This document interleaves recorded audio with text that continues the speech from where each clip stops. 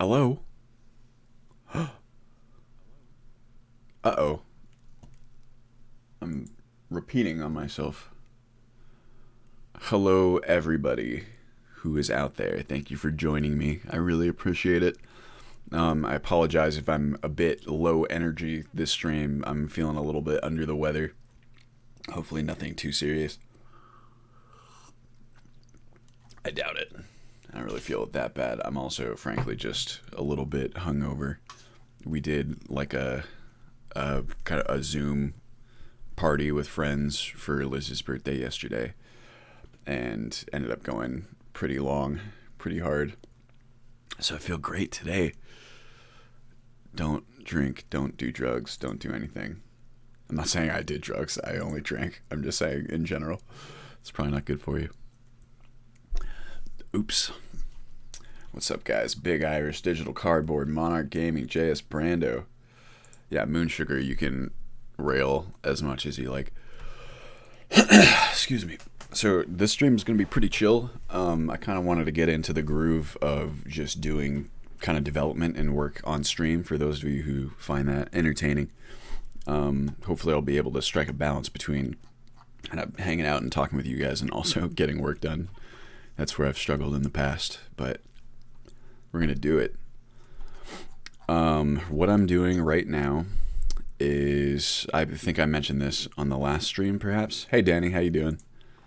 So vanilla hair replacer. I've been working on this and then working on other things kind of intermittently. And I figured why not just kind of finally knock this out. Nice to see an EU-friendly stream. That's what I was aiming for, Danny. Hopefully it's palatable for you. I wanted to pick a time that everyone would be available, or most people. I know it's a bit late there in the EU, probably around 8, 9, 10, depending on where you're at. But hopefully it's not too bad. El Morlock, how's everyone doing this fine day?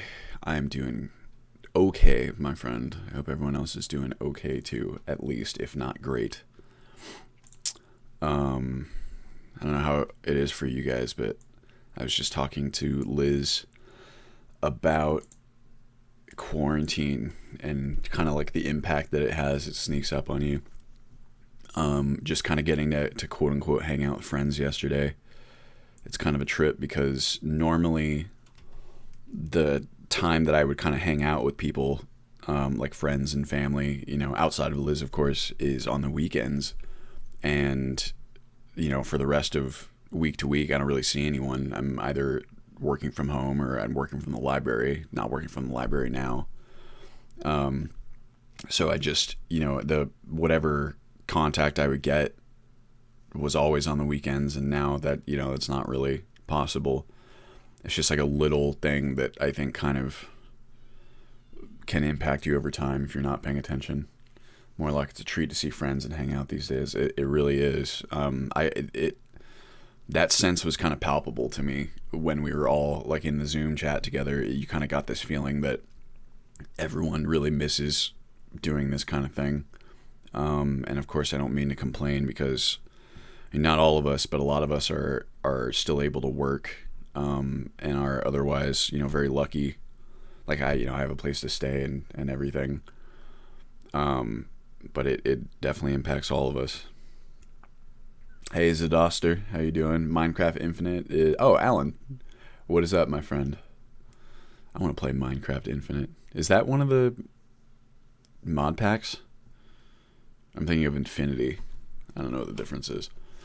Okay, so what we're doing right now, if you're curious, if I mentioned this in the last stream or if you weren't there, I can't remember, but we have this mod, Vanilla Hair Replacer, and essentially what it does is it swaps out all of the vanilla hairstyles for alternatives, some of which are from KS Hairdos. I think other ones are from other mods. Just because, like, the reason for this is that when you have the new hair models, the old ones, like the vanilla ones, just look really kind of strange by comparison. They look like they're very solid and like made of wood, and you can retexture them however you like, but it doesn't quite get it there. So I thought I'd replace all the vanilla hair. The trick with that is that when you're replacing vanilla hairstyles, it's not as simple as just swapping out the model. You also have to generate the face gen data, or else you get that blackface bug that everyone's familiar with, which again is unfortunately named. So the author of Vanilla Hair Replacer has very graciously provided tons of patches for various mods that would otherwise utilize the vanilla hair that now need the face gens. And going through these has been a really funny experience because I have been shown so many mods that I didn't know about because of these patches. Like, I'll go in here, I'll show you. Also, I'm just now realizing I don't have my water bottle. I'm going to have to go and get that at some point. So we go to install, what is this, the player homes patches. You can see there's like all of these mods that will show up, some of which I've heard of, other ones I haven't. And so what I would do, kind of what I was doing all week, was installing these and then just going out and kind of checking on all the different mods that are listed and seeing, you know, the ones that intrigued me, seeing what was up with them. And I found some real gems. Like from this one, we're really not installing anything except for this guy, actually. Build Your Noble House. I was familiar with this modder who's been making like kind of build your own fortress type mods for a very long time, extending all the way into Legendary Edition, and I didn't realize that they were making entirely new projects here on Special Edition. And I was testing them, and this Build Your Own Noble House is really cool, actually. It's one of the best kind of things of that sort that I've seen. Kind of like a builder that kind of uses a Hearthfire framework. It doesn't use Hearthfires directly, but you can tell it's modeled pretty similarly.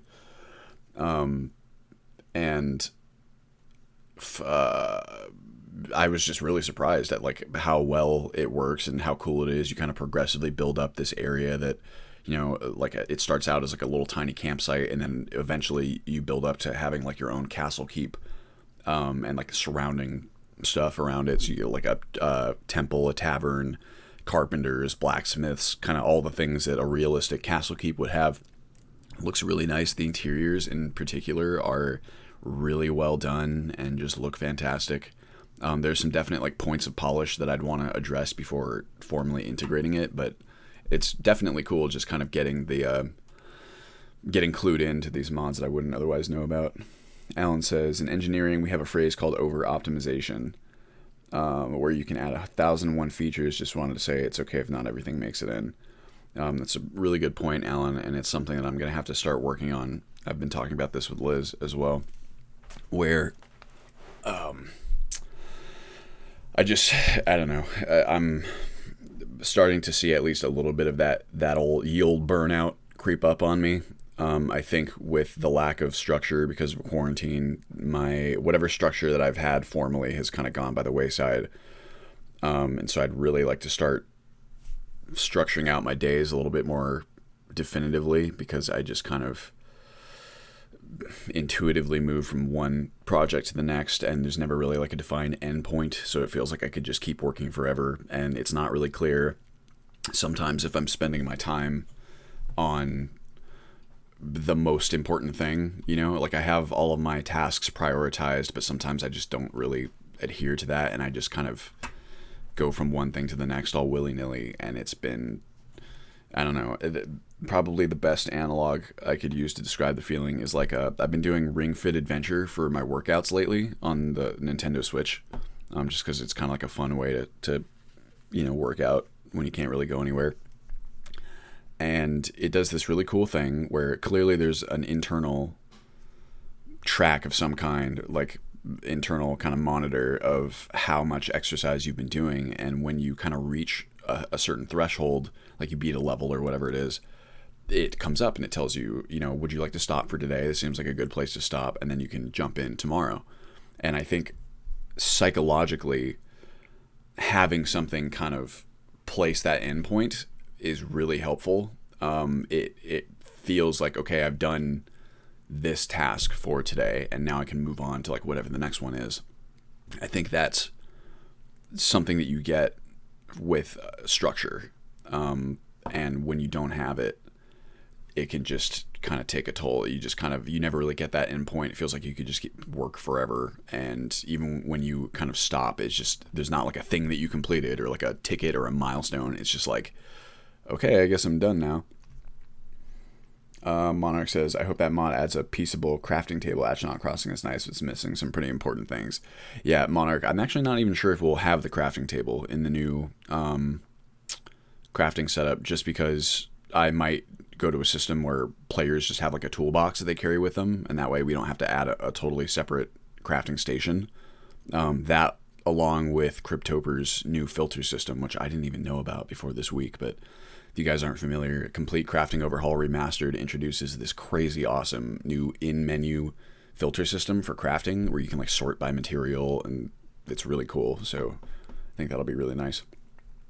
JS Brando says, as someone who's worked from home the last 3-4 years, take it from me, you have to stick to a schedule as much as possible. One big tip I tell people who find themselves home all day, just to put on your shoes every morning. It helps. Hey, I could totally see that.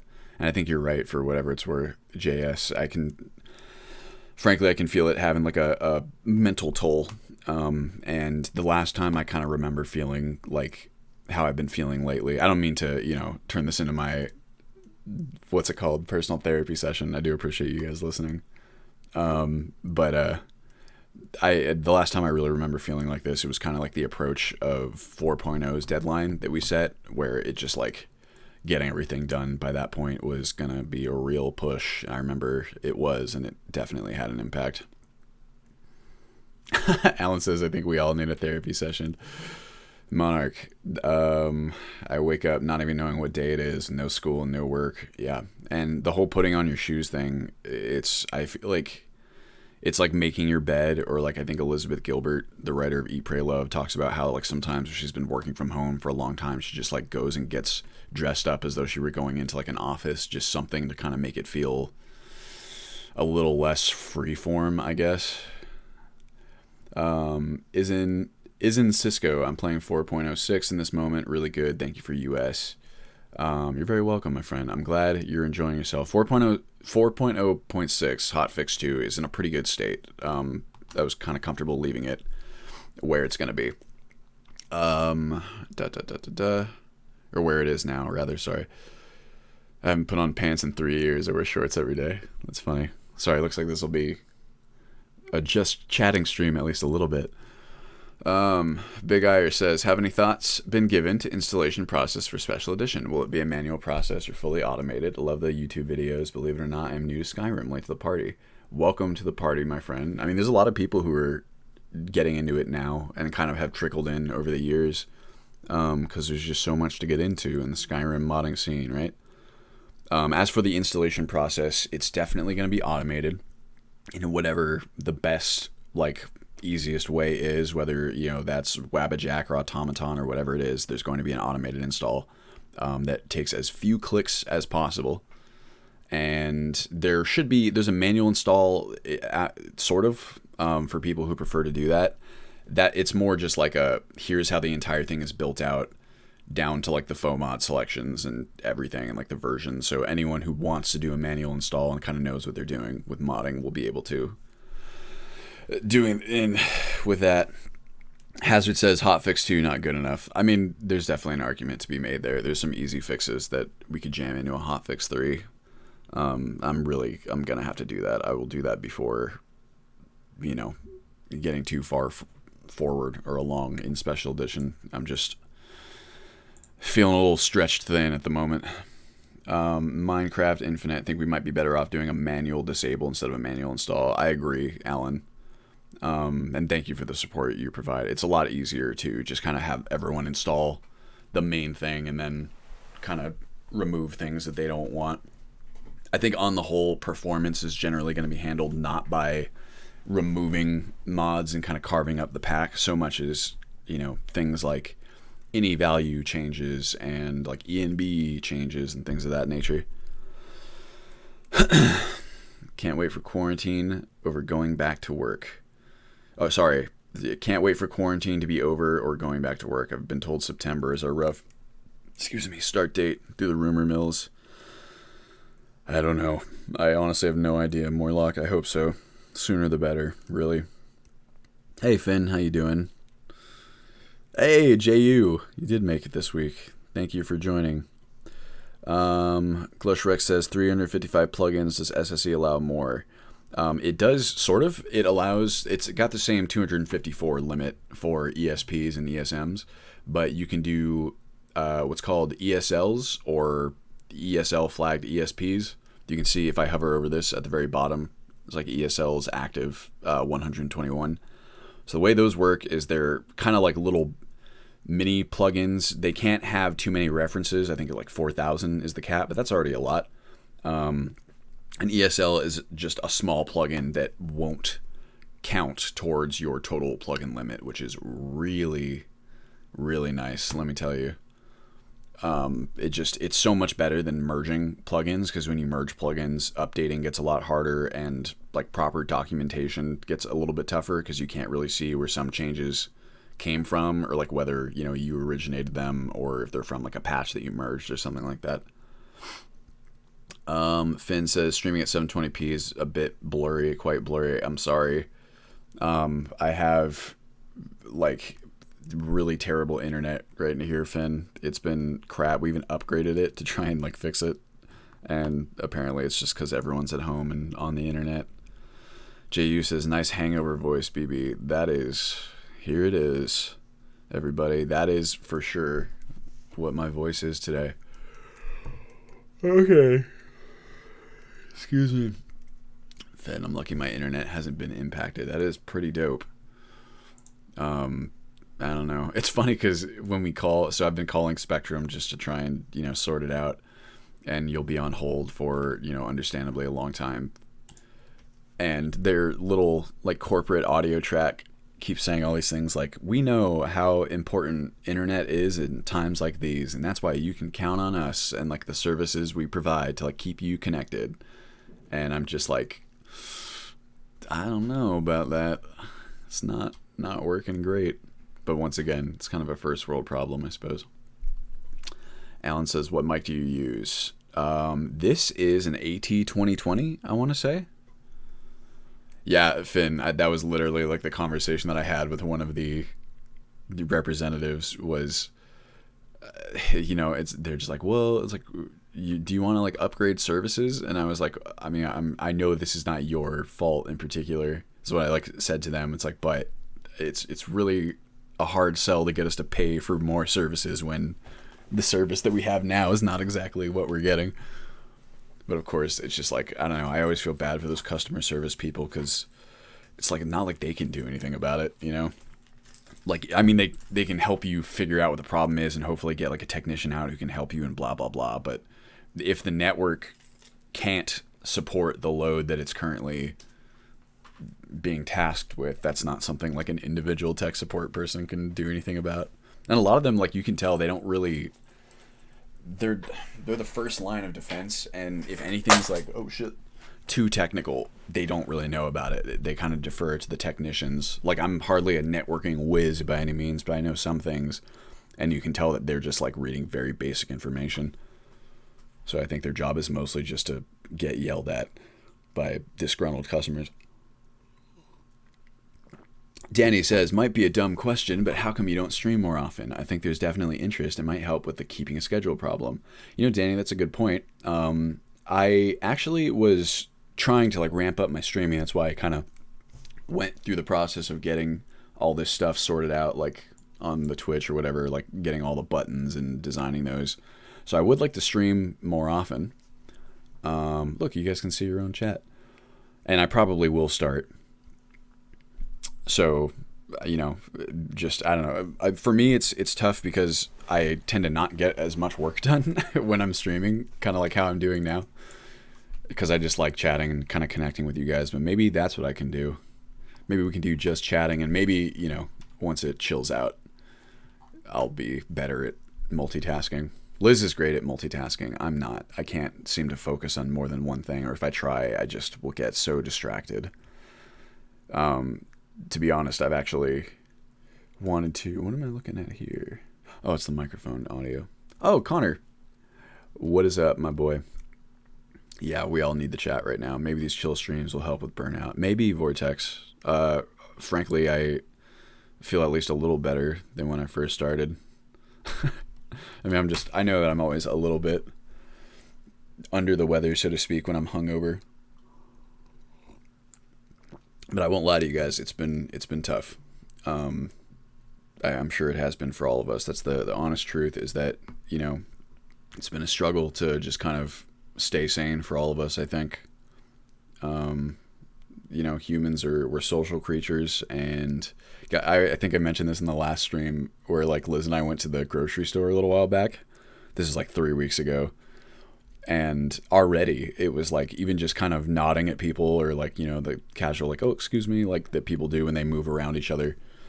I was like, damn, like even those little interactions, you're kind of just like, oh, excuse me, like it's nice to talk to a human again. So I don't know. Anyway, let's see what else we got. The next up in Vanilla Hair Replacer. Finn says, I had to wait 10 minutes to even enter the store. Yeah, I know, especially on weekends, I'm sure, or I would guess, like if you're trying to go. Here it feels like people are ignoring each other even more. Oh no. Well, it's scary. I'm sure a lot of people are afraid, you know, that it's like the more they interact with people, it's like the greater the chances are of contracting coronavirus. Or at least I could see that take. This is going to be tough, this particular choice, because I don't think we use any of these populated ones. We use the populated Skyrim for a special edition, so I'm probably just going to have to do this one manually. JS Brando, the longer we go in isolation, the easier it will get. After the first month of working from home, I got depressed and lonely, not seeing people face to face every day at the office. But after about another month or so, I adjusted and it was easier, albeit I had the ability to go outside and ski or golf on the weekends back then. Yeah, I could see that, man. I think for me, I don't know if I've talked a whole lot about this, and I won't take up too much of your time on it, but for me, I have a very, what's a good way of putting this?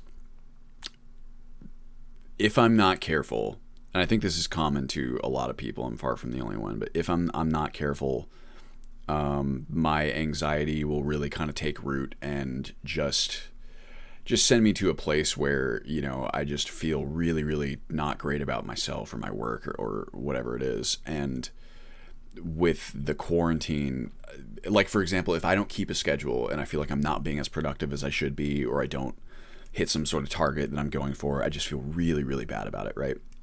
When I think the calm, rational response for any one of us right now is to go easy on yourself. And like I see a therapist, this is something she's told me forever, is like, things are really hard for everyone. Things are difficult, and like really the best thing that you could do, and all like the research shows that like self-compassion, going easy on yourself, like not beating yourself up for things, like that's really what ends up kind of helping in the long run, right? Because then you're not just pushing yourself deeper like into a pit.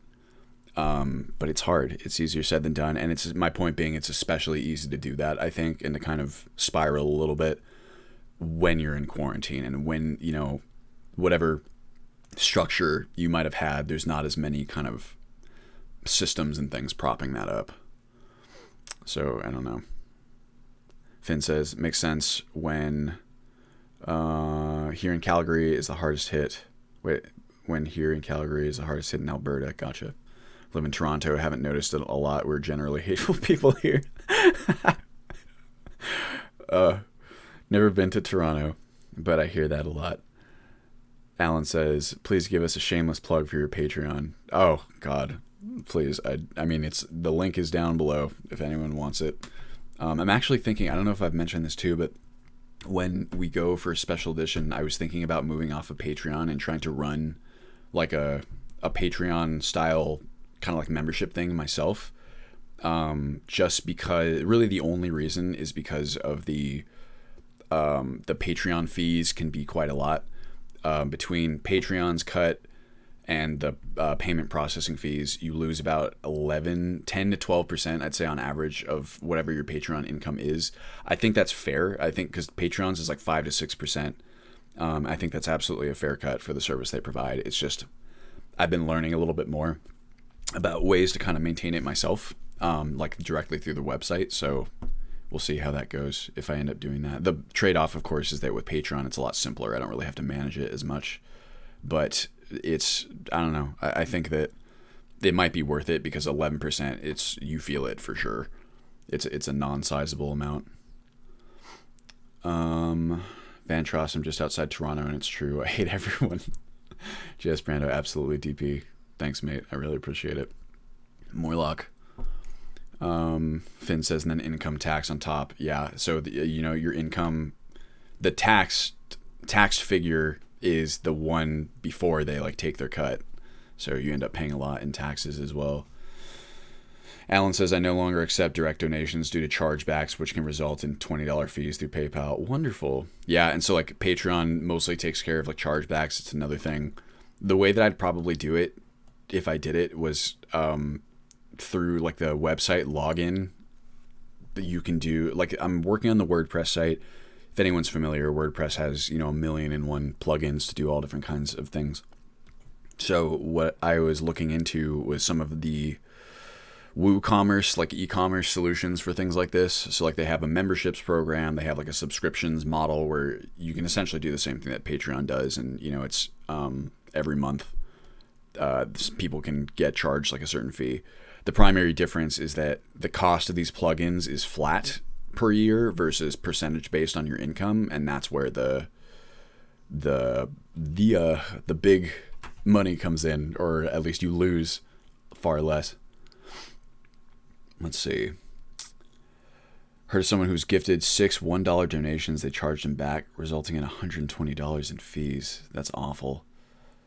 Danny says, if you started streaming more, you could definitely get a sub button on Twitch. That's what I'm going for, Danny. I think that, so I have a different account. I still have the Belmont Boy Twitch account, but, and that's the one that's already affiliate, right? And I was hoping that I could change my name on there to this one, Dylan B. Perry, but I reserved it with like my secondary Twitch account, and I was going to switch it over. And I'm glad I looked up the rules on that, because I think if you try and like switch over to a different username, or if you like switch away from it, Twitch can hold on to it for like a very long time. So I might have just lost it. So I just decided to reacquire affiliate status on this one. That guy Weiss says, is there any preview of UltSky SE, like what mods it's currently having? Sure. There's a video on YouTube where we run, actually a couple now, of gameplay, just general kind of like walking around. Let me pop these in here, and we can go through what's currently in there right now. This one we need. So the problem here I can show you is, hold up. Let's go. Oops. Special edition. I'm looking for populated Skyrim. So this is the version, populated Skyrim Reborn, I think. This is the version of populated Skyrim that I'm currently using. It's a merged version of the populated modules based off of the original work, as opposed to the Sands of Skyrim versions. And so it's possible that some of the face gens that are listed in this patch will work for this. In fact, why don't I just, pop them in here. Let's see. I guess this one, and then we can always try. Just save whatever work it'll save, if any. Oops. But yeah, we're not using any of the versions that are listed here. So that'll be a problem. It doesn't seem very difficult to generate the face gens manually. I was looking into how to do it. See, Morlock, Jesus, that's horrible. Yeah, that is horrible, Alan. $120 in fee. And it's just like the idea that you can just do that to someone with relatively no effort or difficulty is a real problem. Will there be open testing? Yes, Glushrick, that's a I plan for the first release to be kind of like the first early access build that is like together enough to where playtesting data from players is gonna be important and useful. So I want it to be pretty complete at that point, but not entirely. Like you can start getting some playtesting long before that. God, my brain is not working. What is this? Populated mods?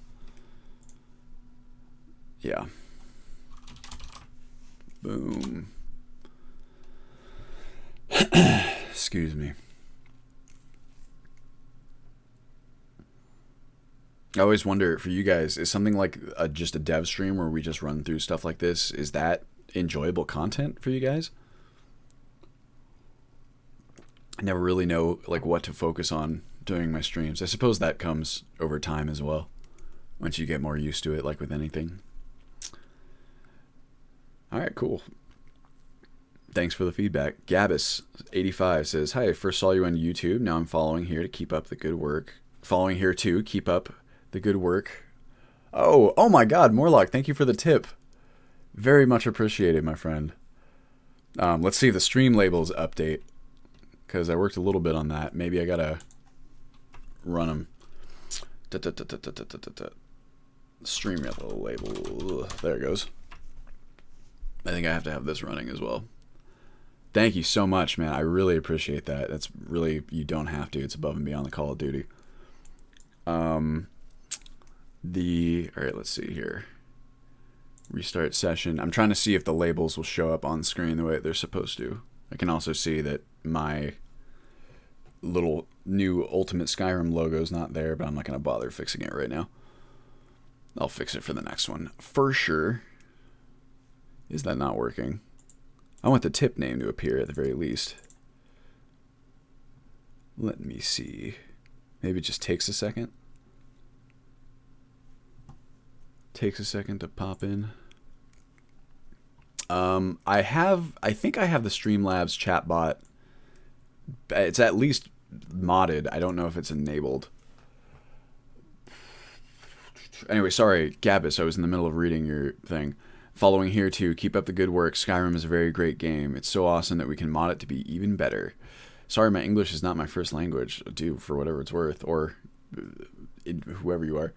Your English is pretty good. No issues here. Where am I looking? Thank you for the follow. I really appreciate it. Here we go. Assets, Twitch, stream labels. Oh, you know what? They might not be appearing because...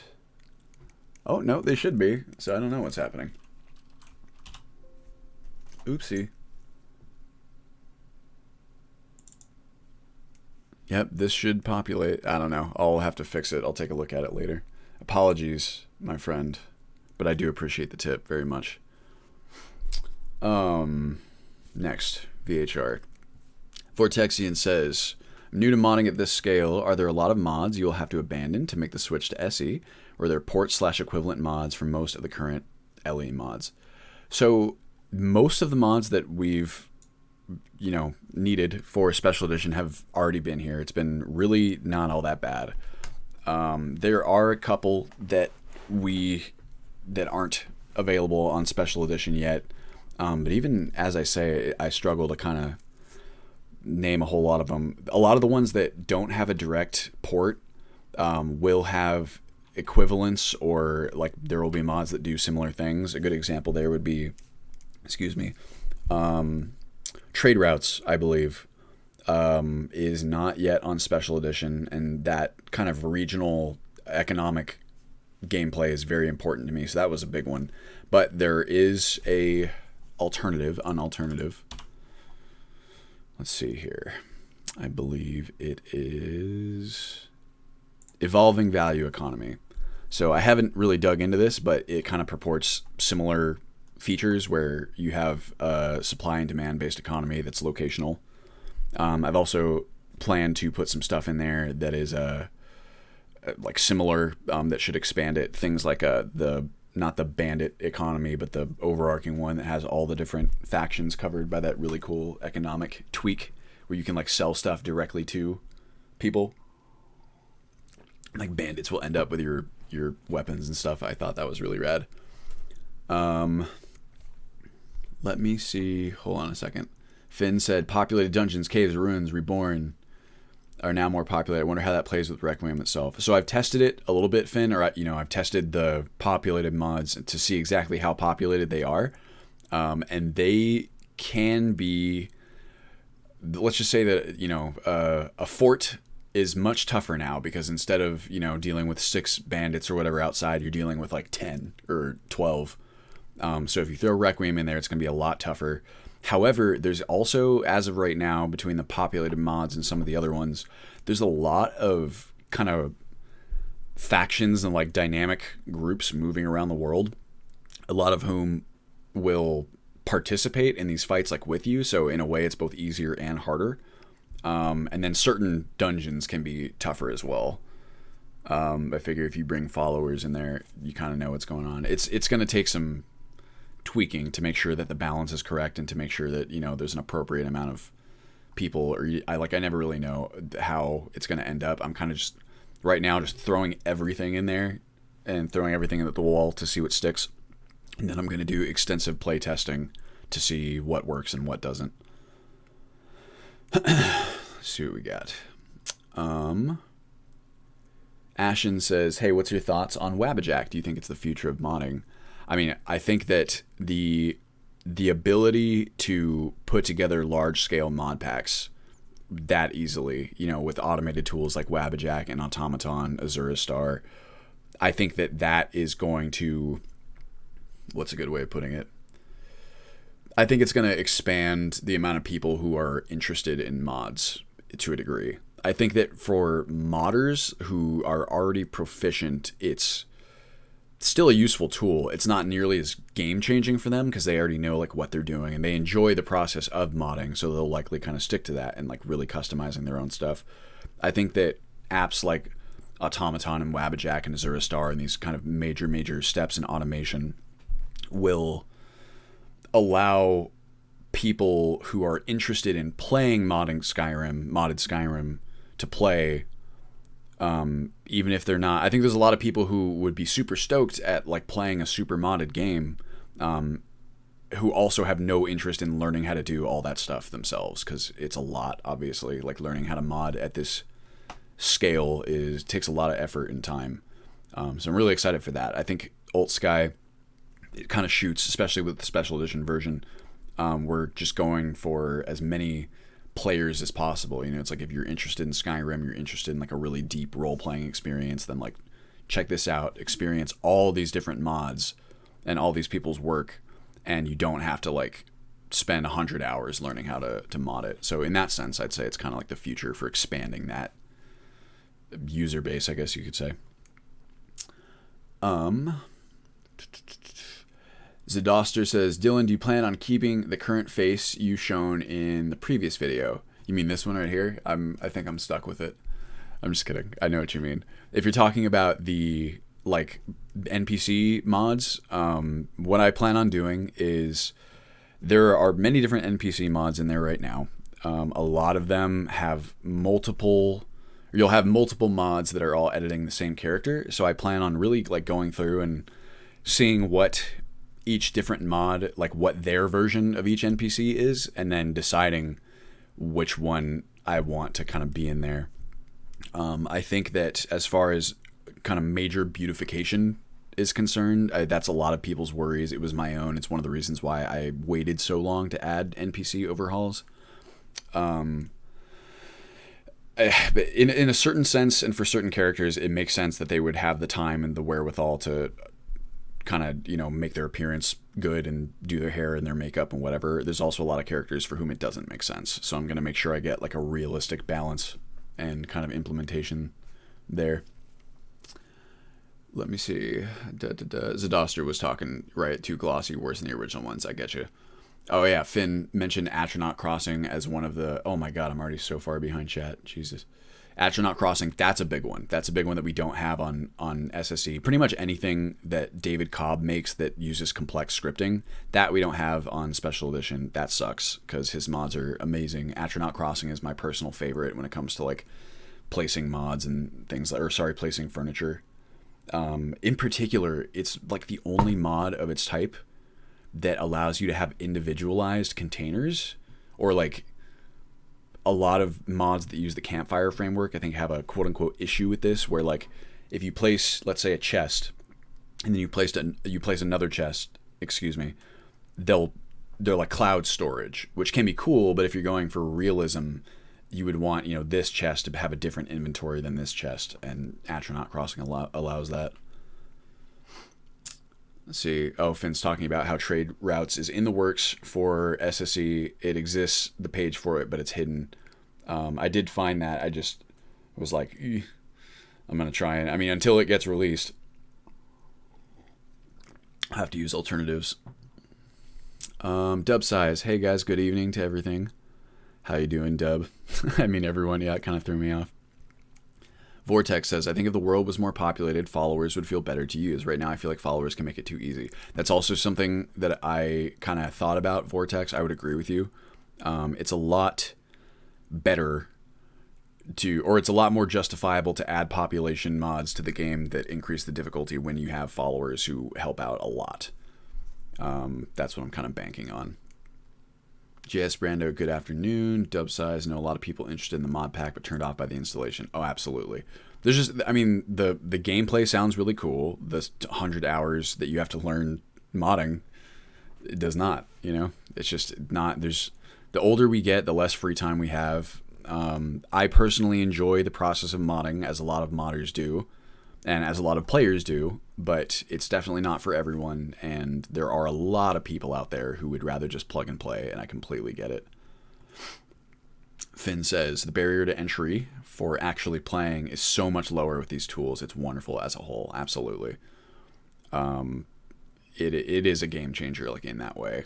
It's going to be interesting to see how it affects just kind of the zeitgeist of the hobby, because I know a lot of people who are opposed to those kind of quicker installations. One of the arguments that I've heard is that you'll have a lot of people who don't understand the technicals of what they're installing, and so they won't, I don't know, like, respect the etiquette of modding. There's been a concern that they won't understand how much effort goes into like each individual mod. I would definitely agree that if you're going to create like a one-click install for like a large pack like this, it kind of puts a little bit more onus of responsibility on the pack author to make sure people are aware of what's in the pack, not even just on a gameplay level, which you absolutely will need to do, because it's like when you install Ultimate Skyrim for the first time, even now, there's so many different things you can do, and like so many mechanics and like things added by mods that you just don't know about because you didn't manually install each one. Even if you did manually install each one, there's still a bunch of stuff that kind of someone needs to let you know about. Like Astronaut Crossing, for example. Like, a lot of people don't even know that they can go into their MCM menu and just place furnitures and stuff, and that's kind of like a core part of what you can do. So the creator, I think, has a responsibility for making that kind of info available, which I'm planning to do via like tutorial YouTube videos. And I think maybe this isn't so much a responsibility, but I think it'd be very nice as well if pack authors such as myself do things to highlight the mods within the pack as well. So even doing like a bro duel style, like, let's take a look at this cool mod that's like in the pack every so often, is something that I would really like to do. Let's see. Vortex says, I started the manual install and immediately paid the $4 to get the auto install. Skycap says same. It sucks. Frankly, it sucks. Compared to, it sucks from just how much time and effort it takes. If you're into it, if you enjoy that kind of thing, you can learn a lot. If you're not, it just sucks. There's really no other way to put it. Removing the difficulty of modding to the casual gamer and showing how evolved these mod pack experiences can be is great for exposure and for attracting a bigger market to these massive overhauls. Agreed, Morlock. Dub size, yeah, and whoever wants can still dig deeper and learn more about modding. Ashen says, I didn't know there were more mod pack installers. Which one would you suggest? Finn says, the downside of more populated, to me at least, is that it'll severely limit the sneak archer / assassin playstyle. Oh, yeah. I'm sure. As far as mod pack installers, so Ultimate Skyrim officially uses Automaton. Then you have Wabbajack is probably the most well-known. That's the one that has like more playable right now packs, right? So if you go on their Discord server, you can check out this, I think like 10 or so for special edition. And they also have an Ultimate Skyrim installer if you want to try that. Is in Cisco says 400 mods, 600 to go. Oh, you know it. I don't like auto install. I like to take my time. A lot of people do. Just a lot of people don't too.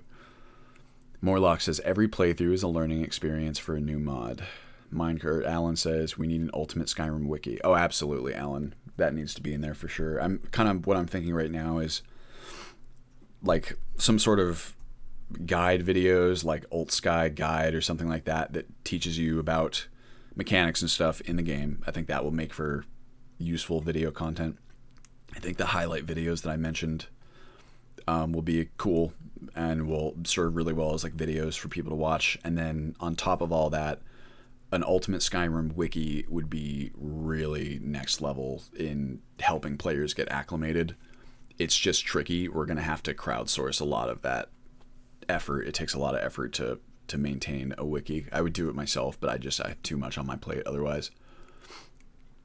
Let's see. Finn says, I agree to an extent, but one doesn't need to know how cars made to appreciate and use them, for example, in terms of modding itself. When it comes to knowing what to do, it's a bit of an issue. Yeah, I mean, for whatever it's worth, I agree with you, Finn. I think that the argument that, people don't have an appreciation for the mods when they auto-install it, I think that's one of the weaker, counterpoints.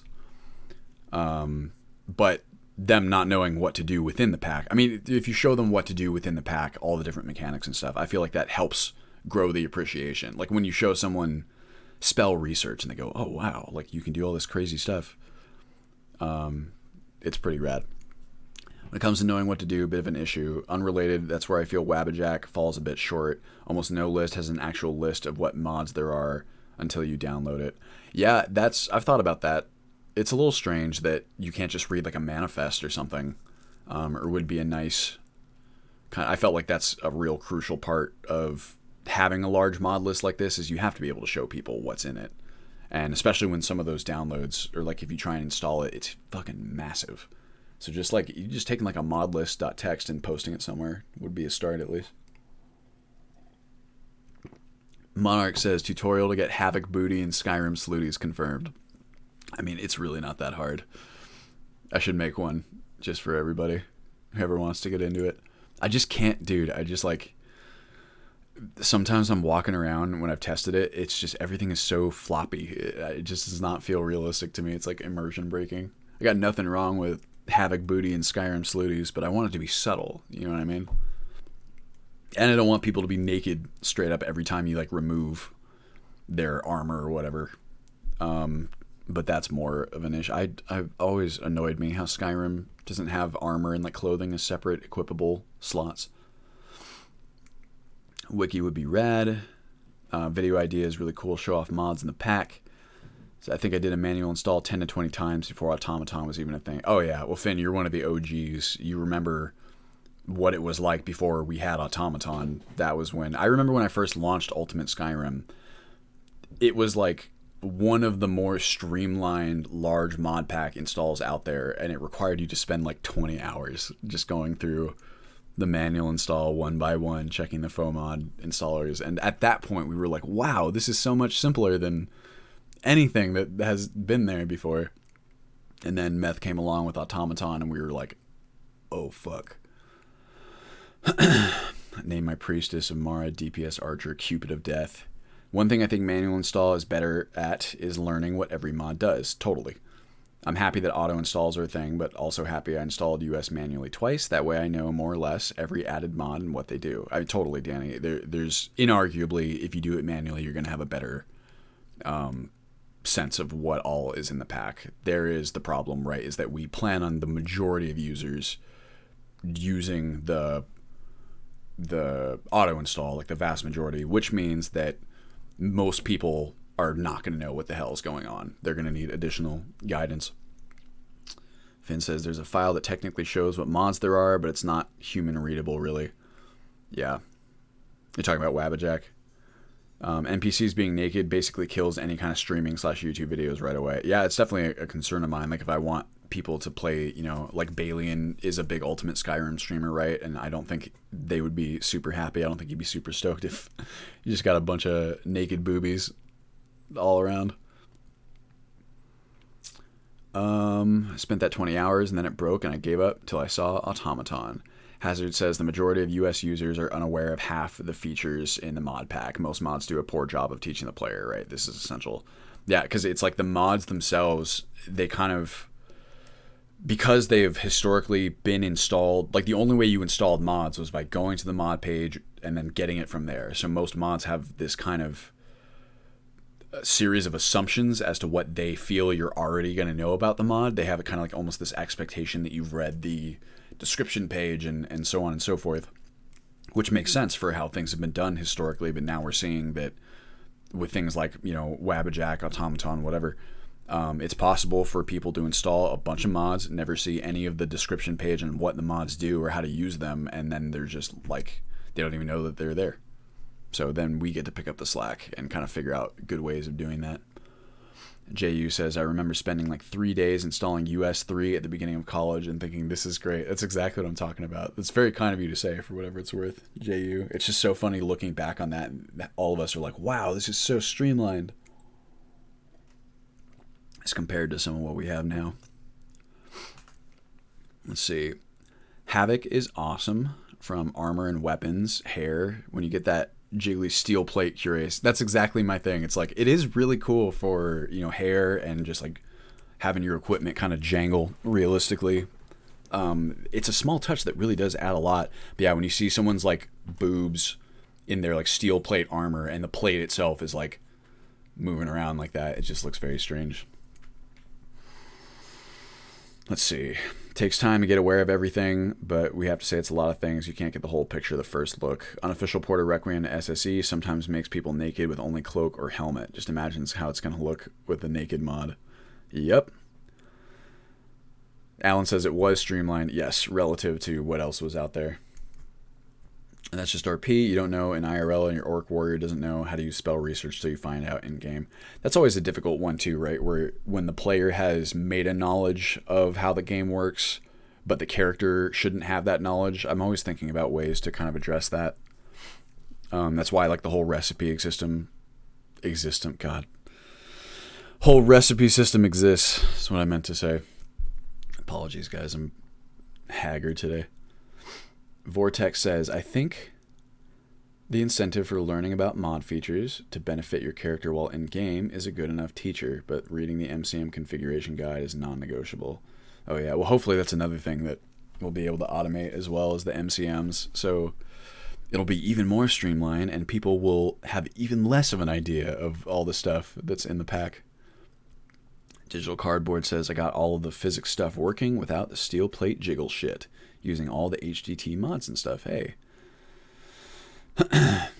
I did some work to get Havoc working on only certain armors. It took a long time, but I'd be willing to replicate it for Ultimate Skyrim SE if Havoc gets added and isn't too intensive. It's interesting, JU. Well, I'm still messing with it. It's actually, you can see it down here, I believe. Or did I get rid of it already? Thought it was like somewhere in here. I might have gotten rid of it. Oh, there it is. So I can fuck around with it and see how it goes. It's hard using, I can't really gauge performance on stream because my performance on stream is always significantly less good than it is when I'm playing off stream.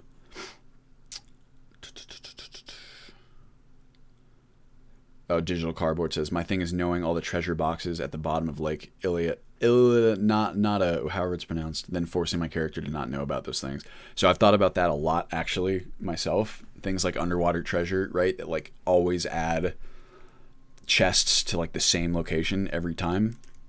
What I would like to do for that is, it doesn't completely solve the problem, but, and it might be a little bit too much effort for a problem that it doesn't completely solve. But I would like to have several different locations for like chests and stuff to spawn, and then just make it kind of like random.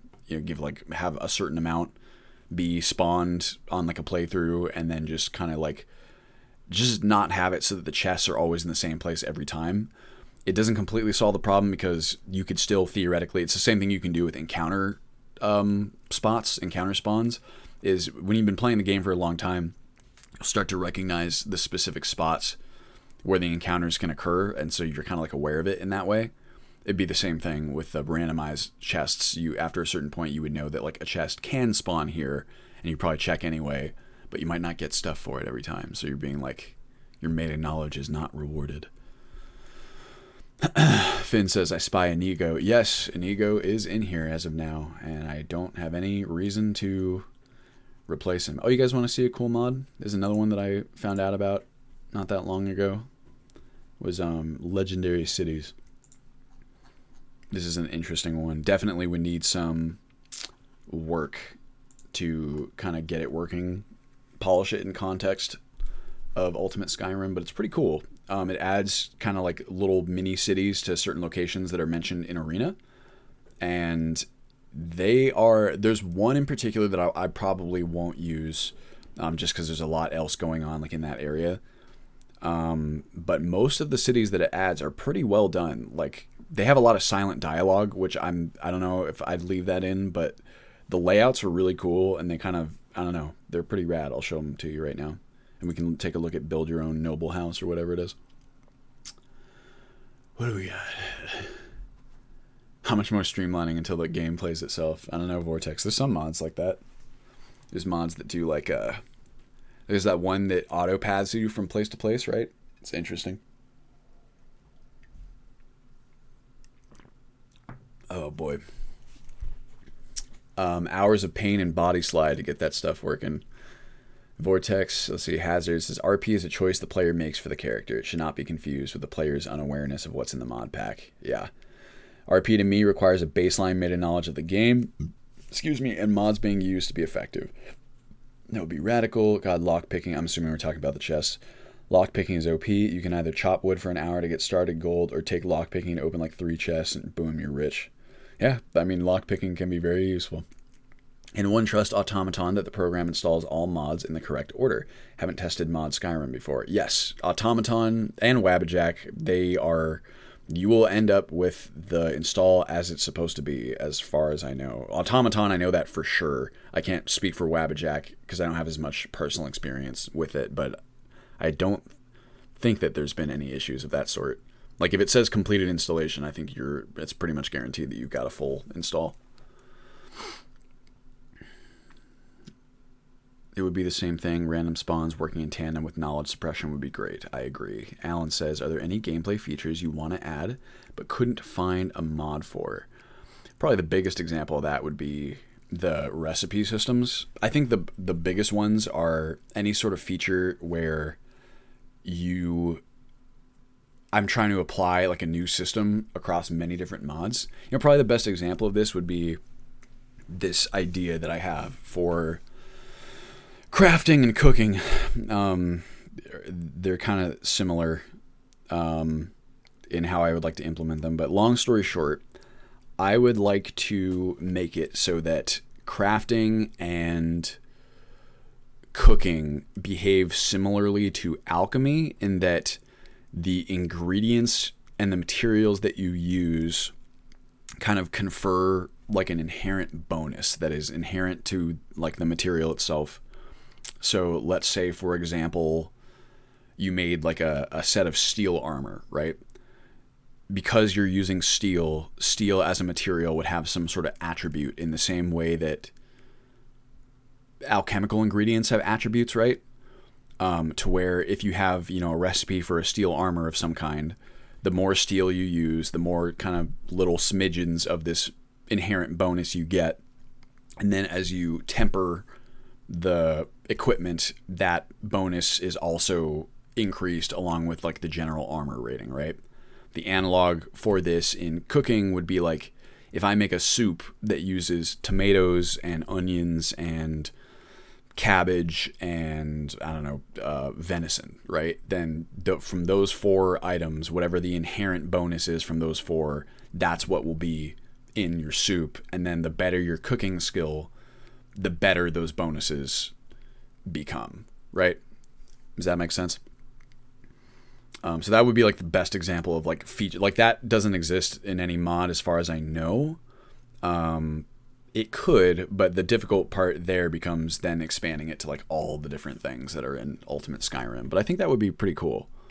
You'd have to really test it numerically, because you could see that becoming very unbalanced very fast, depending on how quickly or how much the bonus is from like tempering or yada yada. But I think it would be rad. I think it would make people care about the ingredients and the materials themselves, which is cool. And it would kind of prevent that instance where, like in regular Skyrim, once you have dwarven armor, for example, like whatever the next tier up is from like the armor type that you're using, you don't really ever have a reason to like use steel armor anymore.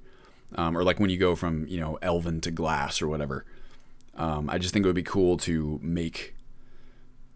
still provide like an incentive for you to use like elven armor if elven armor has like an attribute that is useful for something you're trying to do. Or you could like make hybrid, like armor sets that maybe have elven and glass, and then whatever both of their attributes are will be kind of melded into a hybrid armor set. Let's see. Finn says, in my experience, the only issues with Wabbajack or Automaton were either not being able to download a mod or the file was corrupted while downloading, at which point you'd be told that error and can restart and fix it. Yes. So generally speaking, you wouldn't say that there's an instance where you're shown the installation complete for either one and it's not actually complete, right? That would be not great. Let's see, is in Cisco also, I'm going to change, I apologize for this, guys. I'm going to change the title of the stream to just chatting because my stomach is like really acting up and I'm making myself sick by talking. So I'm just going to focus on chatting with you guys. Donking around with mods. How about that? Oh, the stream labels plugins for OBS are really nice. Let's see. Will quests give XP? XP a reason to do side quests to level? So I would like to do that. Cisco have, like quests provide XP. I've experimented with the experience mod, which kind of changes up how that works.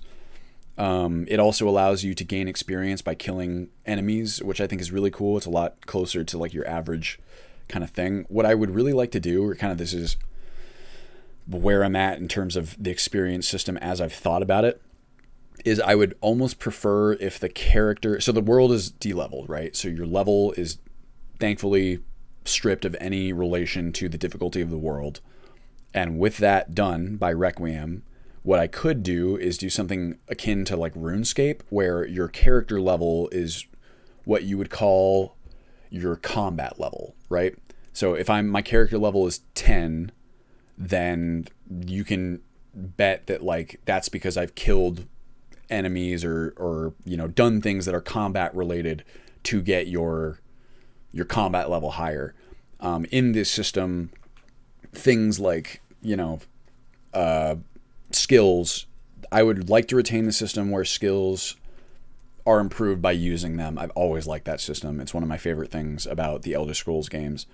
You would just have the skill increases completely decoupled from your overall level. So your overall level would advance either through things like quests or killing things or whatever. And this would create a scenario where you could have like an entire playthrough where the only thing you really do is like economic stuff, right? Or like trade skill, life skill things. Like you become the world's best farmer or blacksmith or, mine owner or, just economic mogul.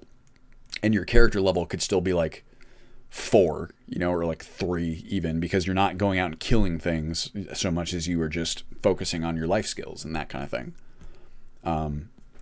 So that's kind of what I've thought about. I can't even remember why. Oh yeah. And isn't Cisco's questions what got me on that? Danny said, sort of sounds like the armor resistances added by Requiem. Of sorts, Danny. Like that's, I was thinking like, maybe steel armor is really good at preventing piercing or like whatever. That could be one of those things in there. Or just, like some armors are better to give like very slight like frost resistance or something. Like Stahlrim. Just things of that nature. It says, incremental crafting system where more resources equals better item. Oh, is that how ESO works? Interesting. I really should dig into that game a little bit more. It's just like, I'm typically not about theme park MMOs, but it does seem like some of the systems it's got running, like many people have told me about it. Connor told me about it. I know that he really enjoys it, and I trust his taste in games a lot. So maybe one of these days, maybe on stream, I can check it out. You guys can hop on your tunes and show me around. Just Wildy says, damn it, I forgot about the stream and I'm late. No worries, my friend. Welcome to the party. Would be great for my current hunter playthrough, right? Lots of cooking involved when you are a hunter. I think that's honestly how it's going to work. Cryptoper has already done the lion's share of the work by adding a cooking experience system and recipes to complete alchemy and cooking overhaul. As it is, of course, with anything that Cryptoper touches, it's like a super dank system. I mean, it's relatively straightforward. The way that she has it set up is that you increase your cooking skill by cooking foods, as you might imagine, and you unlock more recipes as you progress through the ranks. The way that Ultimate Skyrim would probably do that with our recipe system is that all of the recipes would be available off the bat if you find them, right? So like that's the determining factor, is if you find a recipe, you can cook it. Even if it's like a complex recipe, it's just not going to be nearly as great as it will be if you cook it when you are a much more skilled chef. You know what I mean? Because like I'm not that skilled of a chef. I can read a recipe and like, even if the recipe itself is beyond my skill level and is tough, I can probably like give it a shot and, make something edible, but I'm definitely not going to make it the way it's supposed to be made, as grand as it would be. So that's kind of my rationale there. Let's see. And it just keeps people excited about finding recipes and stuff. And I was thinking as well, while we're talking about this, I was thinking about tying things like regeneration to satiation instead of making it like an individual effect on foods, right? Because I think Requiem is kind of designed around having like a stamina regeneration for stamina characters, magicka regeneration active. So I figured instead of forcing players to choose foods based on that, you could just have, if you're full enough, you have like a stamina like buff regeneration. If you're too full, it goes away or something like that, or there's a penalty. We need a recipe for bean stew, reduces speechcraft and makes enemies run away from you. That could be good. God, that's pretty much me after I eat anything at all. Vortex says, are the same combat mods going to be in UltSky SE, or are there differences? So far it's pretty similar, Vortex. I'd say like the combat changes that Ultimate Skyrim makes are going to carry over. The biggest changes might be with like combat gameplay overhaul if we use parts of that. Also wounds would be a pretty big change in that you haven't had to worry about wounds before, but you likely will have to. But the core of it should be pretty similar. It's designed to be as kind of realistic and simulated as possible. Combination would be cool, like 50-50, half experience, half learning by doing. Yeah, we would love it if Automaton/Wabbajack would use the current installed MO2 instead of putting a new exe in the root folder. Yeah, I mean, there's advantages to that approach, JS. It's tough because you want to make sure that you're not being destructive with your install, and having a separate portable install allows you to really make sure you're not stepping on the toes of anything that you already have installed. There can be real, like if you have a pre-existing install of Mod Organizer 2 and you're trying to install mods into that instance, that could affect the mods that you've already got installed, and at the very least it can make it very confusing for like managing what mod is which. You can see how this kind of works in like MO2, right? So like I have a profile here for testing textures specifically, but really you can test all different kinds of stuff. It's just like a reduced one where I specifically target things to test so I don't have to wait 10 years for the game to load, right? But the way that these mods are installed is the same across profiles. So if I change this installation or I remove it or change it in any way, that will affect the installation on this profile as well. So the mod installations are not profile specific, and that's why the separate instance of MO2 is a lot less destructive, if that makes sense. Yeah, Finn pretty much just said everything I just said. Installing lists as different profiles could be a thing. It's tough. Just Wildy says, I like the idea of doing what 3 Tweaks does and putting potions of insight in the game. Not sure if it would be too OP combining it with the current XP and progression system, though. Well, it might actually work just because I believe that the potions of insight are what you use to level up your... Oh, wait, is that what you use to level up your skills or just your overall level? Because if it's your overall level, that might work. If it's your skills, then that wouldn't work so much because that's... I want to retain that, like, using a skill improves the skill. I've always liked that. Alan says, who else would watch Dylan learn to play ESO? My God. JCW, thank you for joining us. JS Brando, as it is now, I have 3 different pinned instances of MO2 on my taskbar for different installs. That's how it is for me. You can see down here. I love cooking in Fallout 4. It gives experience, but not in Skyrim. I don't use it. Yeah, it's Skyrim's cooking system is so weird because there's nothing there. It's like they built out this framework for cooking, and I'm glad that they did because then we can kind of expand it ourselves. But there's nothing there. There's no content or reason to do it really in regular Skyrim. It's as if that was a really strong area that they had to kind of scale back on and maybe didn't have enough time to dive into. Oh, let me take a breath here. I'm gonna make myself throw up. I'm sorry. Let's see. I can never play US. It's too survival oriented for my taste, but it's a magnificent undertaking and fascinating to watch. Thank you, JCW. What survival elements do you dislike? Might be able to tweak them. Frostfall and the general difficulty of the game. Frostfall is easily tweakable. The general difficulty, unfortunately, not so much. I'm sure that you've found that already. Digital cardboard. So that would mean you would get things kind of how pelts work in Hunterborn, like cabbage soup, pour. Yeah, basically digital cardboard. Or like the way that I was planning to do it is this is also how I plan on changing up like the temper displays using a mod called something. It's like customized names for tempers or whatever. I think I have it in here somewhere. Improvement names customized. So this mod allows you to change the way that tempers are displayed. The system I was probably going to use for that is like the standard D&D +1, kind of +2, so to speak, because that's what I'm comfortable with, and I think it very quickly communicates the essence of what's happening.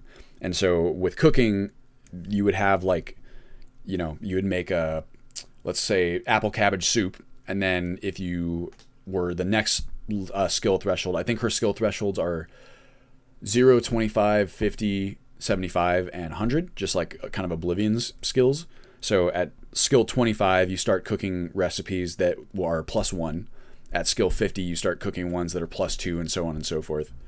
And for, what's it called? Having separate items for the recipes and doing it that way actually has another advantage in that I can make it... One of my big plans was always to regionalize the items available at shops. So like when you go to Dawnstar, for example, you know, a lot of shops like inns will have, right now they have a lot of different foods available. I wanted to kind of like pare that down and still give them like some sort of a general inventory, but also have them focus specifically on the items that are readily available in that region, right? So like in Dawnstar, a lot of the hunting and like the foods that you would find are like horkers, like horker meat. You would have a lot of ingredients that are like snowberry based and like plants that kind of grow near there.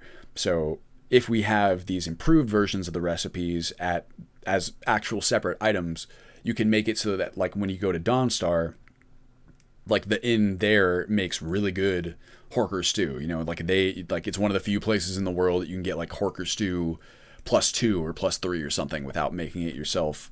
And then of course combined with that whole system where, you know, horker meat has a specific bonus that, you know, does like a particular thing, if that bonus is really useful for your character, it could be like a reason in and of itself to hang out in Dawnstar, or at least to like pay him a visit so you could buy up some of their good ass Horker stew. You know what I mean? Just little things like that that kind of continue and like expand the contiguity of the world, for lack of a better term. JCW says, I prefer collection games and I'm fine with vanilla Skyrim combat. My ideal Skyrim game involves being basically just a relic hunter going around and collecting unique artifacts / weapons / armor. So for me, JCW, I like the concept of that a whole lot. Like the idea of being a relic hunter. I would want to give players the option to be relic hunters while also making that difficult to do, you know, like realistically difficult. To me, it's a lot more enjoyable to be like a relic hunter when those relics are like tough to obtain, you know, like realistically hard. Like the reason that they haven't been hunted, so to speak, is because the relics themselves are extremely powerful and like very legendary, and they are in some cases protected by very dangerous creatures, you know.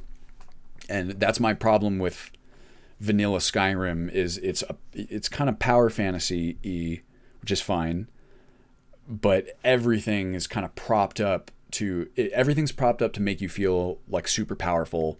And if everything is propped up to do that, then like nothing, you're not actually like powerful in a sense, or what's a good way of putting it? Like, how powerful can you be if nothing is really that hard? You know what I mean? Like, if you are I don't know. I mean, you get what I mean, probably. If you don't, I'd be happy to elaborate more.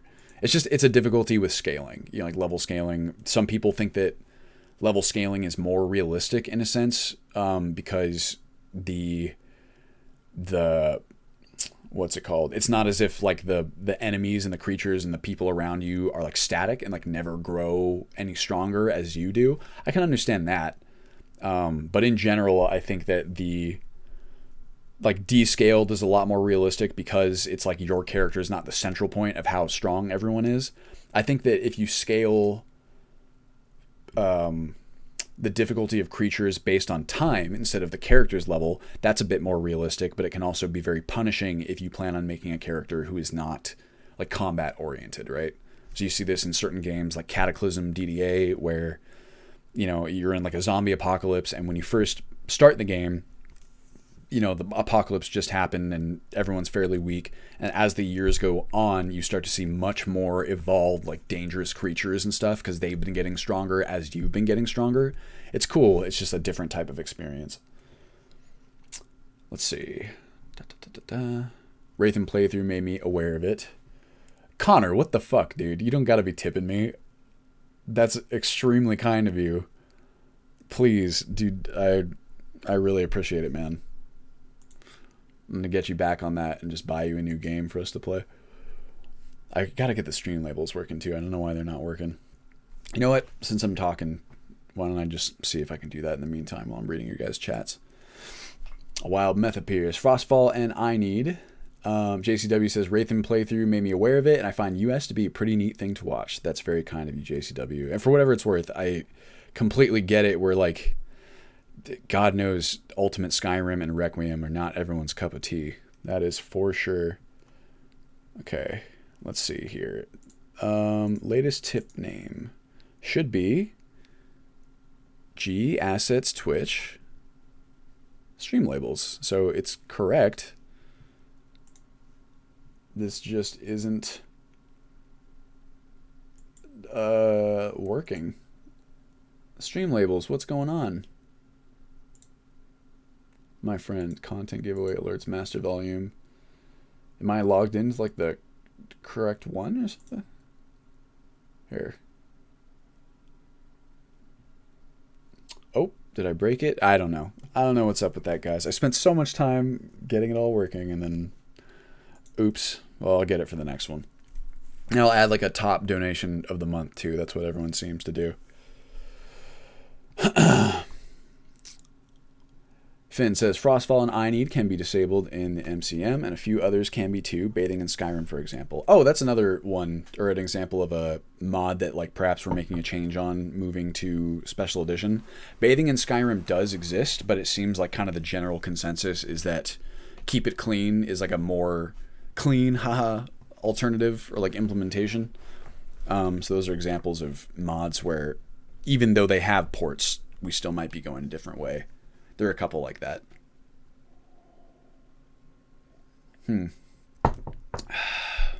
Alan says, gotta go. Have a great day, everyone. Thank you for joining me, Alan, if you're still here.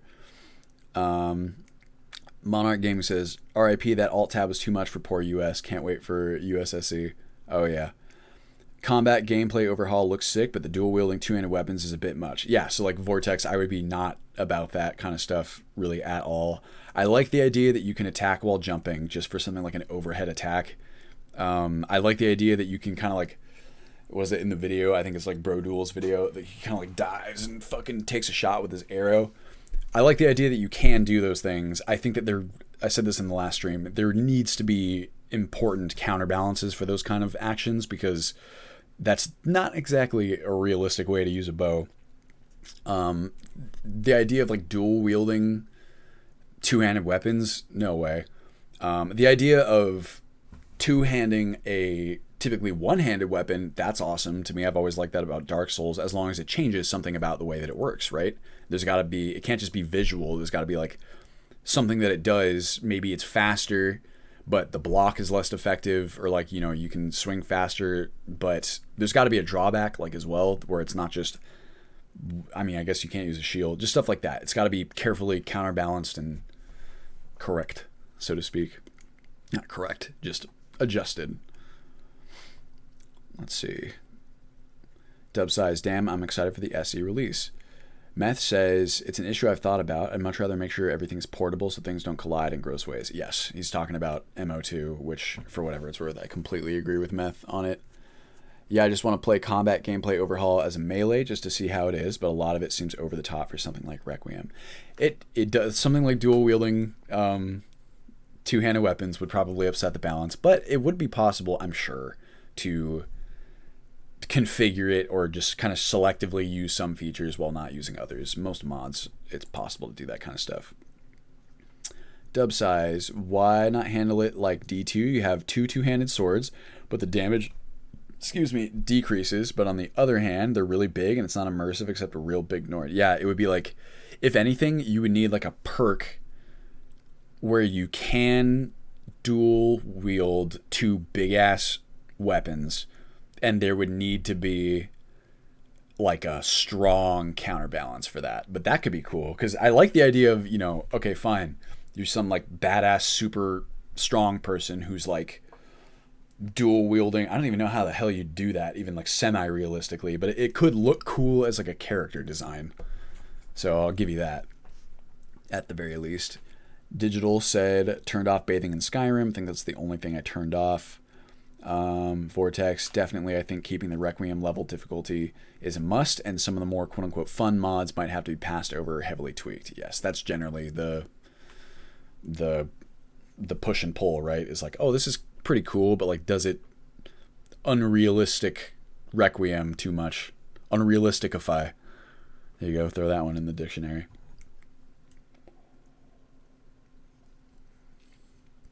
When all the SE ports come for Requiem and UltSky, we may see official patches for those, and I hope they make them friendly for RPing uses as well as changing up gameplay for US.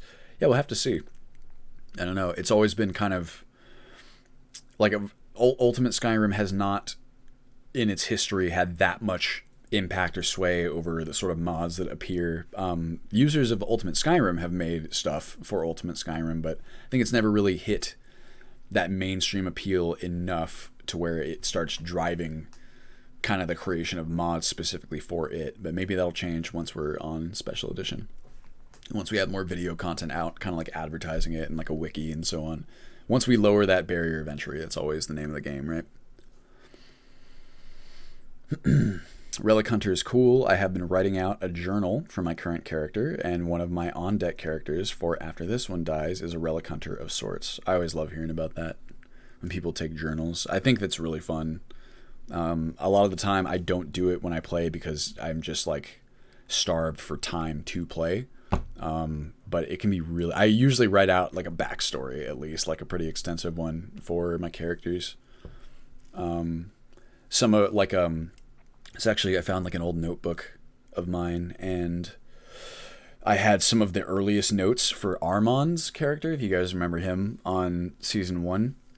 I really liked Armand. Maybe I'll bring him back after a fashion, because I liked his story kind of borrowed elements from a different Imperial character that I'd written a long time ago when Skyrim first came out. And I thought Armand was like a more interesting kind of take than that dude. So maybe we'll revisit. Let's see. Hope we can have all the fun mods, but balanced for UltSky. I like the power fantasy nature of vanilla Skyrim. Difference of personal preferences, but for US it works well. I mean, I get it too, JCW. I like power fantasies. It's, I don't know. To me, a power fantasy is more like God of War. Not the most recent one, which I haven't played. Maybe it applies to that one too. But like the original ones where it's like, okay, I'm just like whooping everything's ass, and you feel powerful because the things that you're fighting are like really fucked up, right? Like the baseline worst, most mediocre enemy in like a God of War game is like a zombie Spartan or something like that, right? But even a zombie Spartan would just wipe the floor with a regular human. You wipe the floor with them because you're Kratos, God of War.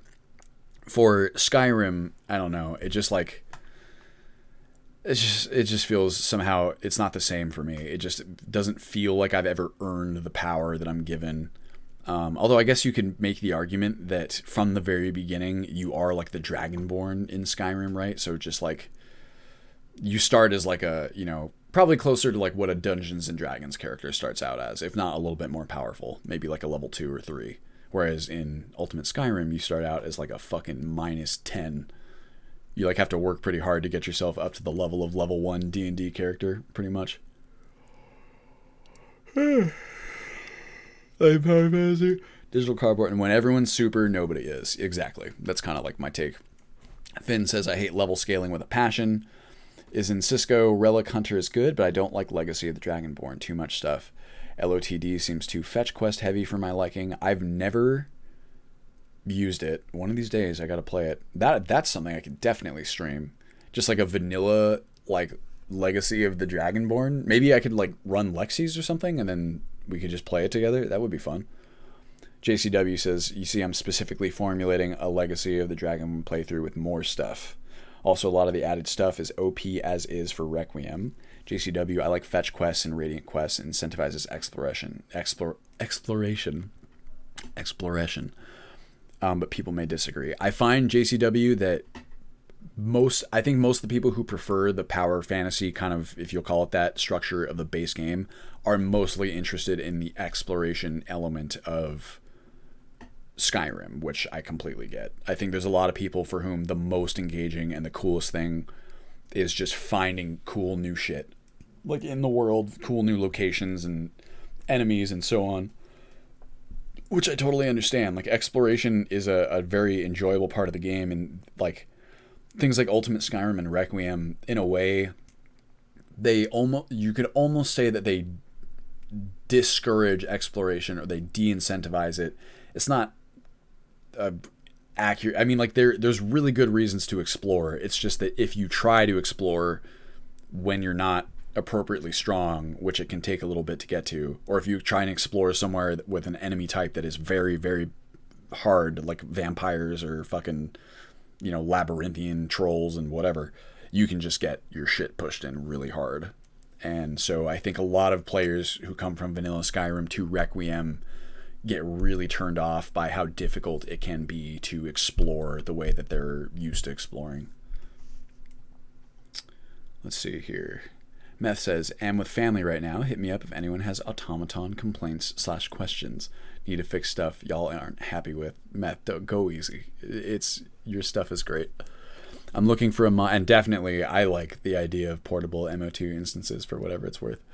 Looking for a mod to disable Radiant quests. I hate them. I like them depending. Like, the idea of a jobs system, right? Where like you're trying to make a living as a blacksmith. It's like, give me a radiant quest to like make fucking 10 iron armors. Like, yeah, give me that all day. Because that's like literally, that's what I'm there to do realistically.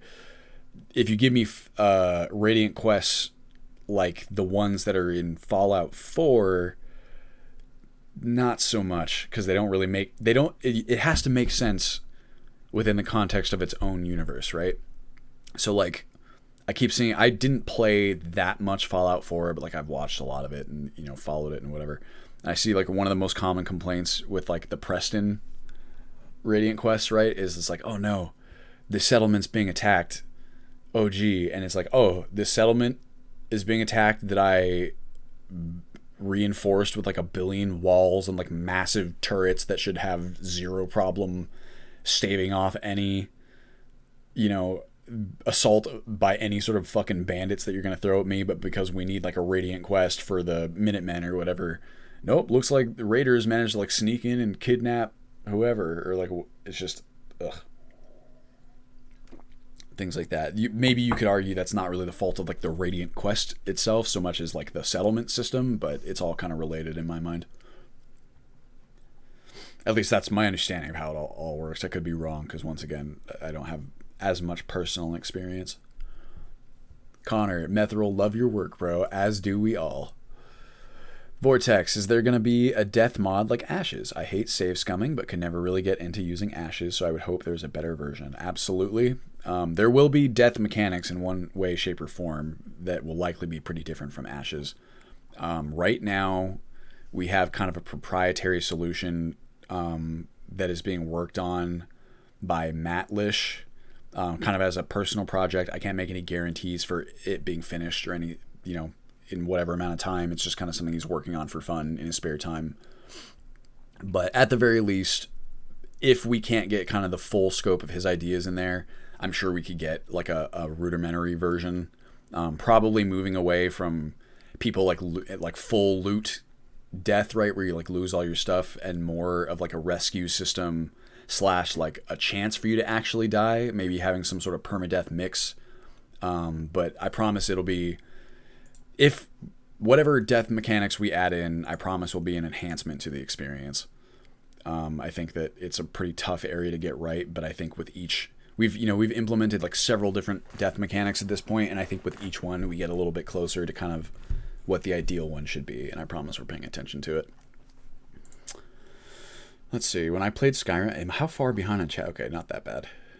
When I played Skyrim, I really enjoyed lockpicking. Are there any mods for that added to your mod list? I don't know. So one of the things that is different about lockpicking in Requiem versus vanilla Gabus is that it's a lot more like a classic kind of old school RPG, in that you need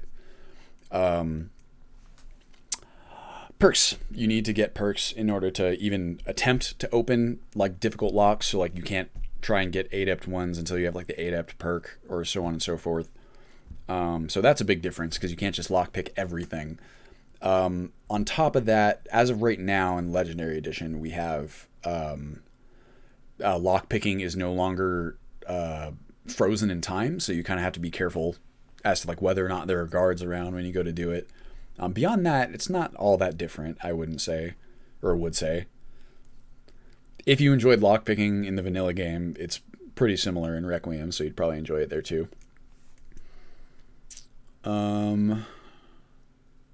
See, needs run and jump.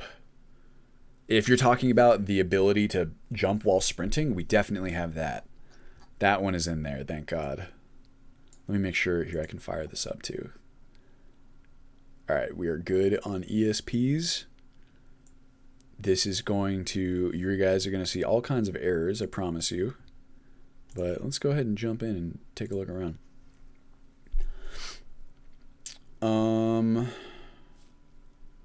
Grip change so we can cast while two-hander better probably is the best thing in combat. Or so you switch the two-handed weapon to your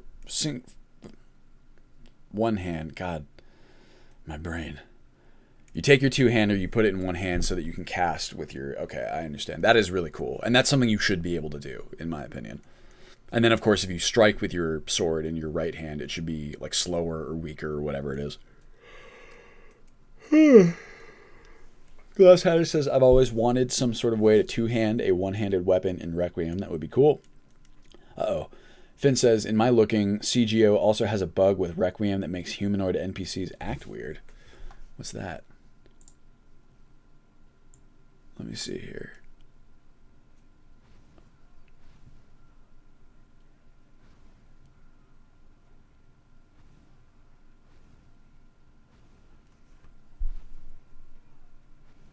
Whoa, what the...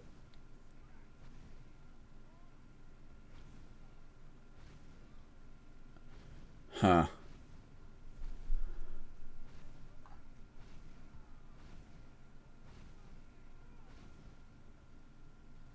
So is the whole bit here that they're just like kind of not attacking you? Like what's going on there? Also, oh my god, that music. What's going on there? That's strange. Using two-handed weapons is one-handed in CGO. The swing speed is slowed and damage is reduced by at least 8 points on every weapon. Gotcha. One big point is there a way to make a casting animation for two-handed weapons? For example, just holding it with one hand for 3 seconds while in the left hand casting the spell. Smart cast is really cool. It makes the job, but an animation would be awesome. Huh. Love the journals. Never been able to do a real journal in my life, but for some reason I have no problem doing a daily entry in Skyrim. It's, I don't know, it's different. You know, it's like it's kind of helping you play the game. Journaling in real life takes a lot of effort. It's supposed to be really good for you, and to be honest with you, I'm probably gonna have to do some journaling today, just with everything that's been going on. I always hate doing personal journaling, and I never regret it once I actually do it. Let's see. JCW says, regarding the God of War thing, all the creatures you're fighting are magical beings shaped like humans and so on and so forth. The Dragonborn rationale, but in the US you're more of a baseline human. Yes, that is pretty much the parallel. Most fun I ever had in Skyrim was LOTD plus Requiem. I definitely want to try it, that's for sure. I always include the Dragonborn storyline into all my characters, but a lot of them never do the specific things in order to trigger the quests, and therefore never learn they are Dragonborn. I get you, Digital. And even so, certain characters are less down with being the hero and just want to do the thing they were doing before. Yeah, I mean, frankly, I think you should have that option.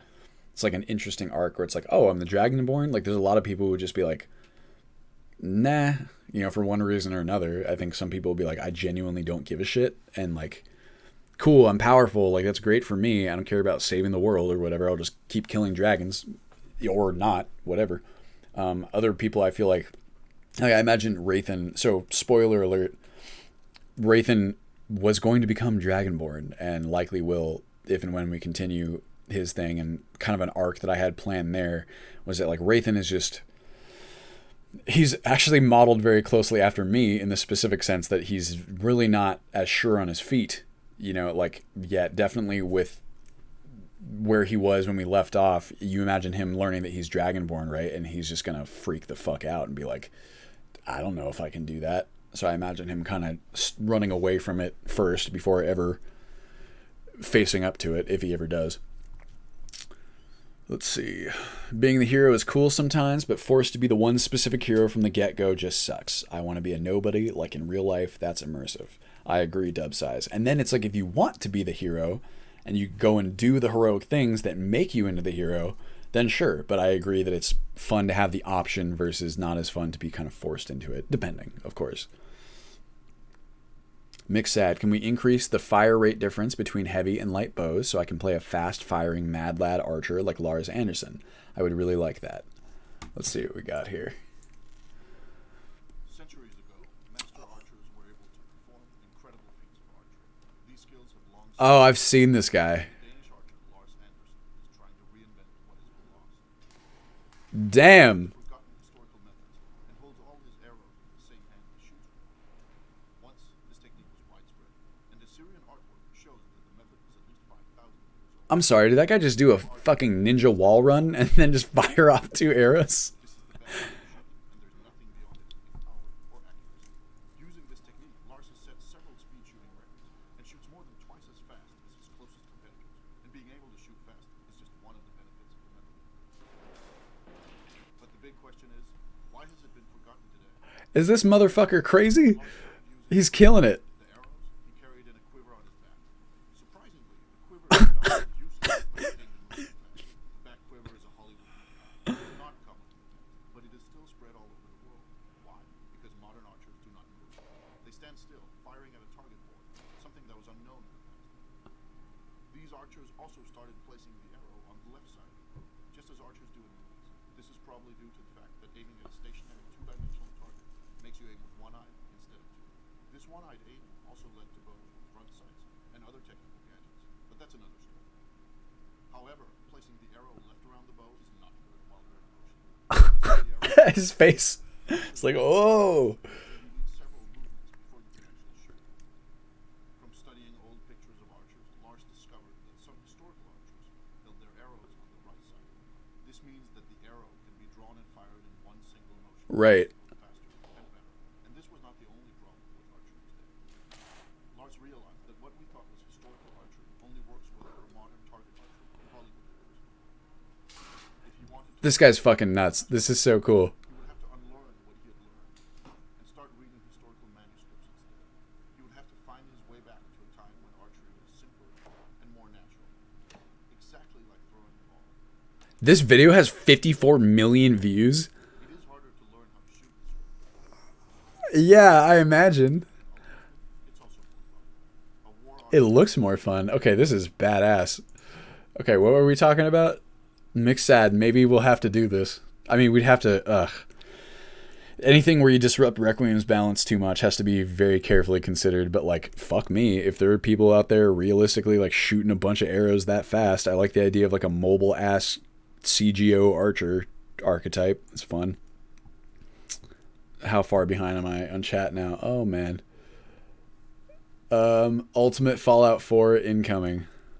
As long as the ability to permadi is there, I'm good. Horizon is Requiem for Fallout 4. I've heard of Horizon. What's the deal there? Oh, JU says, I'm working on the death mod with Matt as well. We're planning to have a mix of both permadeath and quests that activate upon dying. So you get knocked out by bandits, must escape their lair. Yeah, so it's very similar to Death Alternative in that regard. We were looking for ways when we were like theory crafting kind of how it should behave. It's like having that kind of chance to be placed into a dynamic situation is really fun, or be rescued, you know, from like a passing traveler or something like that. But then you also want to make sure it's not too contrived and overdone, right? Because like if you're just like how Rathan is, where it's like every time he dies, he's miraculously rescued, it starts to stretch disbelief, I think, after a certain point. So Matt mentioned to me maybe having actual like death options where it's like you die, but you're given like weird kind of what's a good way of putting it, supernatural like ways to like become alive again. Like maybe you become like an agent of a Daedra who has you do like some terrible task as like penance, and you have to like make it something that drives character development instead of just like, haha, we took all your stuff. That's the idea anyway. What do you plan to do regarding Skyrim Souls in SE? So I plan on popping it in synthetics. I plan on reducing it a bit more because of some mechanic changes I have in mind for like carry weight and stuff. So chances are using your favorites menu, using your inventory menu is still going to pause the game. Just because the difficulty's there. Because I want to avoid a situation in which you are wrestling with the controls to do something you know you can do, like cast a spell or whatever. Frankly, you should have all the time you need in order to make the move that your character could realistically make, that your character would not realistically like bungle with IRL. But that said, I think that the Skyrim Souls unlocking works really well for certain instances. Things like interacting with containers, I think it's good to have that in real time. Reading, it's nice to have in real time. Assuming that bug doesn't resurface. It's really nice to do like lock picking in real time, like pickpocketing. Otherwise, lock picking is just really easy. Things of that nature. Things that like, you know, would take time. IRL. Finn says you can also bash locks up to Adept. You can, as long as they are not on boss chests. Boss chests, it's hard to say, cannot be bashed open. Delta says, will there be an auto installer? Yes, Delta, as it'll be as auto installed as possible, which is a fair bit from how the tools are becoming. It could be an option to break conventional chests, like use destructible Skyrim mod, and you have the option to hammer or mace a wooden chest open, contents spill over the floor. So we can kind of do that. I would also like to use that mod if it's the one I'm thinking about, because it lets you like bash open like display cases and stuff, right? And it like causes a sound trigger event where people get mad at you. I like that a lot. I also found a really cool mod for adding more detection events to like things that should alert people nearby, like picking up super heavy items or like putting out a light with like sneak tools, for example, while the light is within range of an enemy. Because it's kind of strange how, like, let's say you have like a guard and then a torch on the wall and then your character's here. If you put out the wall torch right behind the guard, and the guard is very clearly within the light radius of the torch, as it is right now, that guard won't notice when you put that light out, which is completely unrealistic. So adding detection events to stuff like that, I think, is really cool. Let's do... You know what? This is going to be broken as hell. We'll just do a new game. We'll jump around and check out... What is it? Oh yeah, I experimented with the reduced size version of these painted screenshots. I don't think it works very well because of this weird black strip that's underneath the object. That's okay. We can fix it. Can we fix it? Yes, we can. Guards are concerned with the crimes and safety of the hold they're affiliated with. They will not come to your aid in battle unless they become caught in the crossfire. That's not true. Well, it depends. See that some of those need to be edited for Ultimate Skyrim. Okay, whoops. Hold on a second. Still catching up on chat. Will there be an auto installer? The option. The walking / attacking kind of slowed down a bit and just straight up weird. Yeah, I don't know what was up with that, Finn. That video looks strange. One great LE mod that hasn't been ported to SC is disable follower collision, and we're getting blocked by your follower in tight spaces. Has that not been ported, Hazard? I feel like there's something like that. Maybe I'm misremembering. Delta, there will be an auto installer, same as how current install is done. Finn, was that like an attack commitment plus CGO bug? Their legs were moving, but they just stayed in place. Something like that. I'm not too sure of the specifics, just that it exists. JCW says, most of my Dragonborns stop the main quest at getting the horn of Jurgen Windcaller. It's such an odd transition. The world is in danger. Now quick, go fetch this trinket so we know you're already who we know you are. Yeah, I mean, I guess that's true. Maybe they don't, like, know it. I can't remember what the justification was there. Kind of recall this video being debunked as fake or something a while ago. Oh, really? The archery one? I'm trying to scroll. I need to change the fucking Skyrim window so that it's borderless windowed. Oh well. Mod configuration. Actually, you know what? We're just gonna frickin'... Let me see. Skyrim Unbound. Main.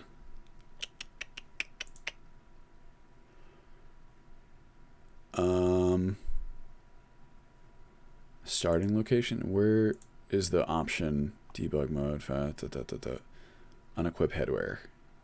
Yes. Oops. Begin your adventure. Alright, hold up. There we go. I'm like trying to figure out where my mouse is off screen so I can scroll the chat. Vortex, holy fuck, this is sick. We are React channel now, boys. Yeah, I'm just gonna watch a bunch of YouTube videos. This guy needs his own mod. Yeah, haha, yeah, it was the birth of one. Googling around the consensus, I'm saying is the historical info in Lars's videos BS. The trick shots and stuff are cool. It's gonna be broken as hell. Just another day in Skyrim. For real. Those textures look better than 4.0 for sure. Oh yeah, the textures, guys, I've been going fucking crazy with texture mods. I'm just like, just as a throwback to what I was talking about before and like the difficulty with my lack of structure, sometimes I'll get really down the rabbit hole on these like very, very particular like texture choices that really don't matter that much in like the grand scheme, but they just like seem to matter to me a whole lot. Like I was spending too much time like figuring out like the exact perfect textures to use for like the rat way and like the ragged flagon and like specific sections of it too that I wanted to like have a different feel.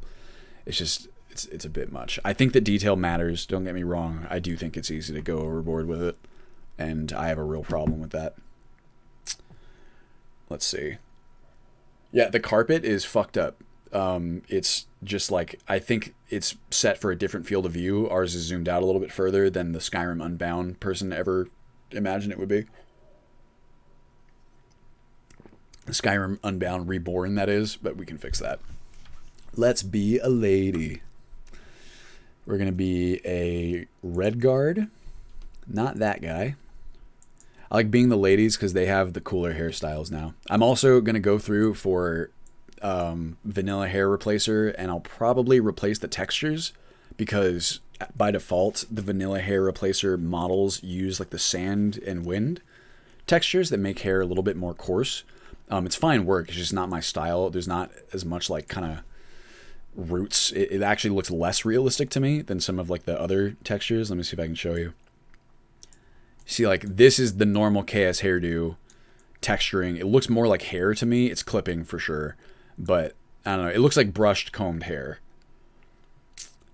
Let's see here. Let's do, that one's pretty. Ooh, that one's cool too. It's a little bit emo. How about, that's pretty good. Let's try this one. That's too much hair. I want shorter hair.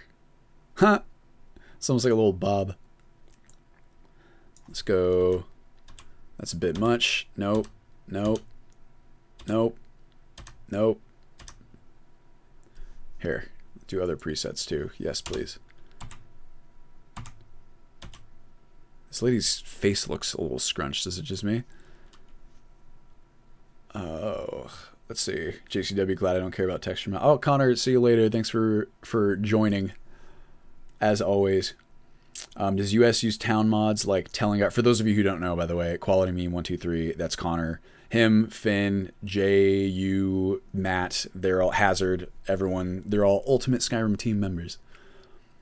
Does US town mods like Telengard, Keldnar, Oakwood? So those are, I think,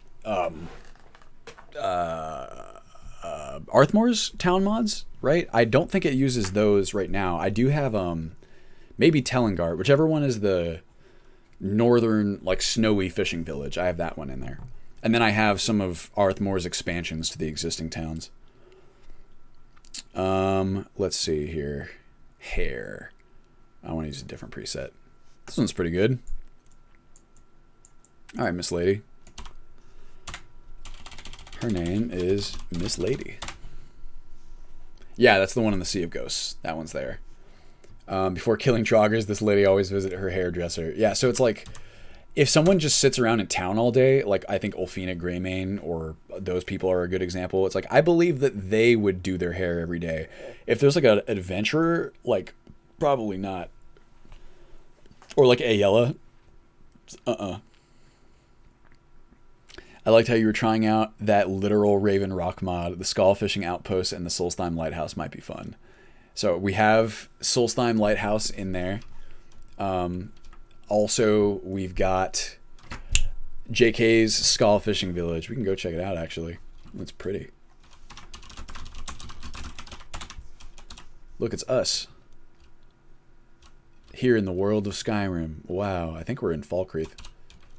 This is... What do we got? Oh no, we're near Solitude. Look at that. Let's go to... I was going to show you guys some of the towns from... What is it? TS Frontier Arena Legendary Cities. I can't remember what the mod's called. Set game hour 212. Wow. Beautiful. What a beautiful place. All right. So I'm going to show you guys my favorite ones. Most of them are on the map.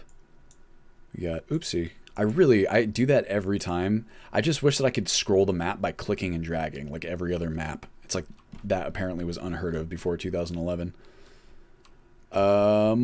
This one's okay. This one's really cool. No, not Blackmore. This one's okay too. This one just takes a little bit more cleanup. Granite Hall, super cool. This is the one I probably won't use, just because it's in a difficult location, like next to the Hunter's Lodge. Where are the other ones at? One I really like is over here, Amel City. It's unfortunately conflicts with the Winstad Mine, Arthmore's, but it's pretty cool. Let's check that one out. Let's go. We are looking at, Danny, the Legendary Cities mod. And then also I was going to look at the build your own, what does he call it? Noble House, I think, where you build your own little castle keep. It's pretty rad. Amel. I think that's it. Vortex says, oh my god, I love this map more than the paper map that's in the US. Yeah, I kind of got over the paper map. I think it's fine work. I think I'm just going to go with the quality map for the SSE release. Whoa. Look, we're here.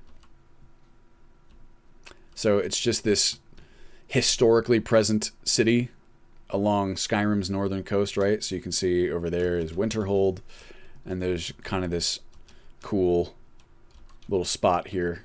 It does have a couple conflicts with freaking Arthmore's mod. Like you'll see, I think this building, yeah, it's from, oh sorry, not Winstad Mine, Whistling Mine. This poor guy is just crunched right up in here. But you can see that it's just like a cool little spot. It's got like it's like a little Thane capital, right? Finn says, I love the look of paper map. I hate that icons aren't properly placed where they should be. Yeah, it's annoying. Sacroletius, how you doing? Thanks for joining us. Is Legendary Cities modular? Like, can you pick one but not the other? Yes. So the full version allows you to selectively choose which settlements you want. That will be useful for not using like the one that I don't plan on using. But even if they weren't, it's not a tremendous amount of work to make it modular yourself, you know? Let's go to the audience hall.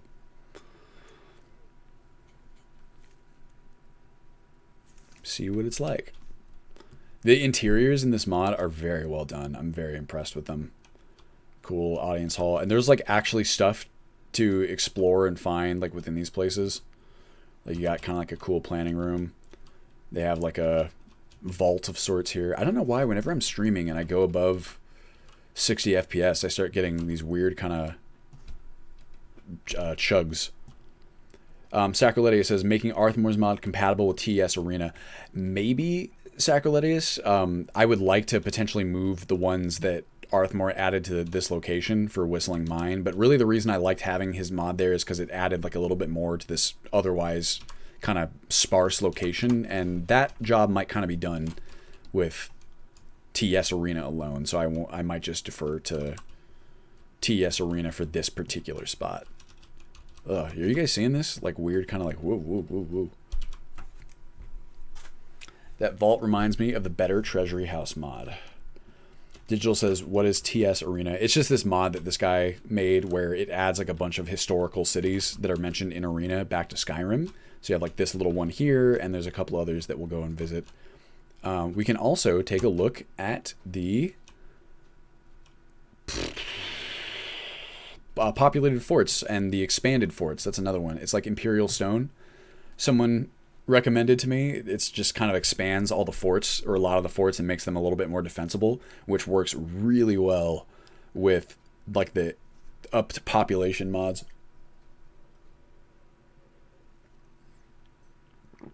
You guys want to go check out Telengard? Somewhere. Let's see. These LODs don't look bad for not having any LOD generation. Oop. There we go. Look, we're ninjas. Boom. Let's see. Telengard. Let's see if we can spot it off the coast. JU says, gotta run. Glad I could actually catch this finally. Very nice work, and the hype is real. Thank you very much for joining us. JU, you know we appreciate it. Everyone, again, just so you know. Oh, wait. Why are these textures different? Uh-oh. JU's part of the team working on the death mod with Matt. What's up, guys? These are wisps. Is there a wisp another nearby, or are these just traveling wisps? Interesting. I found a really useful mod, by the way, in case anyone's curious. This doesn't look that bad. I wonder what's causing this. Just it's really hard to identify textures that are on landscapes, right? So like most of the time, if a texture is on an object, it's much easier to identify it because you can do like this, right? Let's see. Let's find. This is probably a static object. You can click this. Is it not? That's weird. Okay, bad example. About this rock. Are rocks, did they not count as this? What's up, guys? Come on, give me like a single, like a static object that I can use. I guess this works fine. Iceberg small. So from this, you can use this data to identify the model, which means that you can open up the model in NifScope and you can specifically target the texture that's being applied to any part of the model if you're trying to identify what texture you're looking at.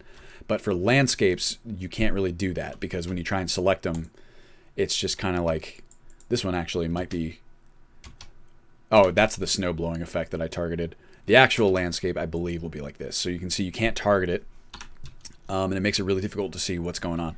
So I found this one mod that actually overlays like text on all of the landscape textures to show you exactly what texture it is that you're looking at. It's like really nice for troubleshooting. Hazard. The problem with no collision between actors SSE is that it applies to all actors. That kind of defeats the purpose of dodging since you can just run through the enemy. Oh, that's not great. Sacroletius says, Sacroletius is another Skyrim modder, by the way, for those of you who don't know him. Very prolific. A lot of super cool immersion tweaks that it seems like everyone would like fixed, but no one wanted to do the work of fixing, so he stepped up. I'm working on a patch for LOTD and Bruma at the moment, adding airship locations for the city of Bruma and Frostcrack Spire. Fucking awesome, dude. I'm excited for the populated mods. Maybe a non-OP D&D party is possible in UltSky. That's actually exactly what I'm going for, Vortex. I found that having all those extra actors makes it a lot harder, and you really do need like a full-on party in order to make it happen. Can we give ourselves Unrelenting Force? Sorry, Whirlwind Sprint.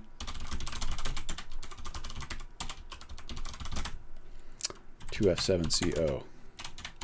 Will it let me use it? Nope. Oh well. I can do something better.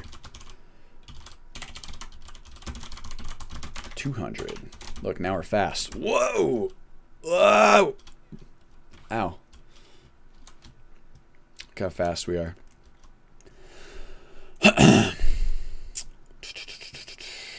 Why is there no mod like enhanced camera for SSE, something engine related? There are, I think there's a port now that's gotten a little further along. It's definitely a little wonky compared to the default one, Zadoster. I don't know why that is, honestly. Where's Telengard? We can just warp there. Help. Telengard. Oh, you know what? I know how we can get there. We just go to Winterhold. There's a boat. Ah, shit. Might probably be just as fast to warp there ourselves.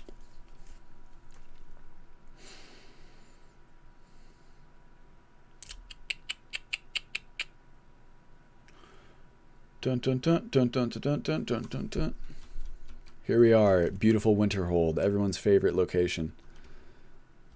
It's very snowy. Let's go ahead and jump down.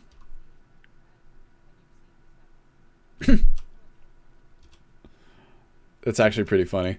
I've never heard that line before. Sacroletius, I was trying to find a balance between the amount of followers I was able to recruit, so I turned the speech tree into charisma and added a 5-tiered perk. Each tier allows me to recruit one more follower, so as my charisma gets higher, I can recruit more followers. That's pretty cool. I like that idea a whole lot. I've been torn between like limiting how many followers you can have, because part of me kind of wants to allow people with like a ton of money to just like hire a literal army. But I was planning on potentially restricting it by like, if we go to experience as our experience mod, right? I believe, there's an option to split your amount of quest experience by how many followers you have. So it's like the more followers you have, the less combat level you're going to gain. And that to me feels like a potentially appropriate like counterbalance. I kind of just need to mess with it. Oh my God. Blam. I'm still not used to being able to jump while sprinting. I still like stop, and I'm just so used to having to stop in order to jump, you know? But yeah, I mean, the idea of tying that to the speech tree or like charisma makes way more sense in a vacuum to me. It seems almost like kind of the sort of thing that should have been in there to start with. This is funny. Oops. Guys, look, it's Telengard. We're here. I like this area a lot. Hello, Gavna. Oh, cutie. Hello. Look at that. One of the things I also want to do is, so you have all these kind of exterior locations, right? Or mod added towns. And I would like to make them recognizable by all the population mods so that we also get kind of traveling between, or like maybe some of the mods that I have that add like various adventurers and stuff to these locations. I'll just take them from the ones where they are and place them in places like this. Telengard, I might make that a Serenity ship location. I'm inexperienced in modding. Wonder if it's possible to give Telengard residents a random chance of having skull outfits. You could. There's various ways of doing that. You could also just directly give it to them. I think some of them do. Would you add the guard armor replacer if it has a Requiem patch? Like all guards wearing same stuff with different colors is a bit weird. I'm not super sold on that mod yet. Yeah, see here. You got people wearing skull. Rhea Redbeard. Definitely seems like the sort of thing Arthmore would think of. And it's cold as fuck here, so I imagine you would want to be real bundled up. Guard armor replacer, I'm kind of torn on, because some of them just look a little bit out there to me, but I need to kind of like take a look at it. I know that Requiem has some plans for how they want to do guard armors. At least that if it's the one I'm thinking of. JCW, I still need to figure out SSC's equivalent of lutification. I don't know that mod off the top. I also don't know if something is overriding the improved close face helmets. What's up, guys? Alright, why don't we go and visit the one between Fort Amel. Oh, you know where we'll go first? Here, let's do this. The one that adds modded weapons to leveled lists / enchanted lists. Gotcha. That's something I definitely have to do manually for something as large as Ultimate Skyrim. We're going to go to Fort Dunstad, which is the one that's outside. Here's what we'll do. Whiterun Western Watchtower. 01? So just there. Exterior. 01. Shit. Nope, that didn't do it. Okay, fine. Just Whiterun. Exterior 01.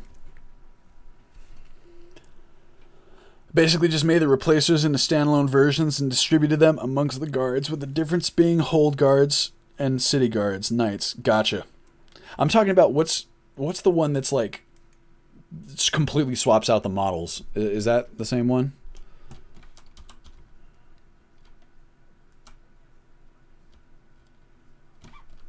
Shut up, Uthgerd. I'm going to make it nice and clear. I'm just kidding. Don't shut up. You don't have to. Boop. Guys, let's go check out the fort. Let's make a save, just in case. Beep boop bop bop.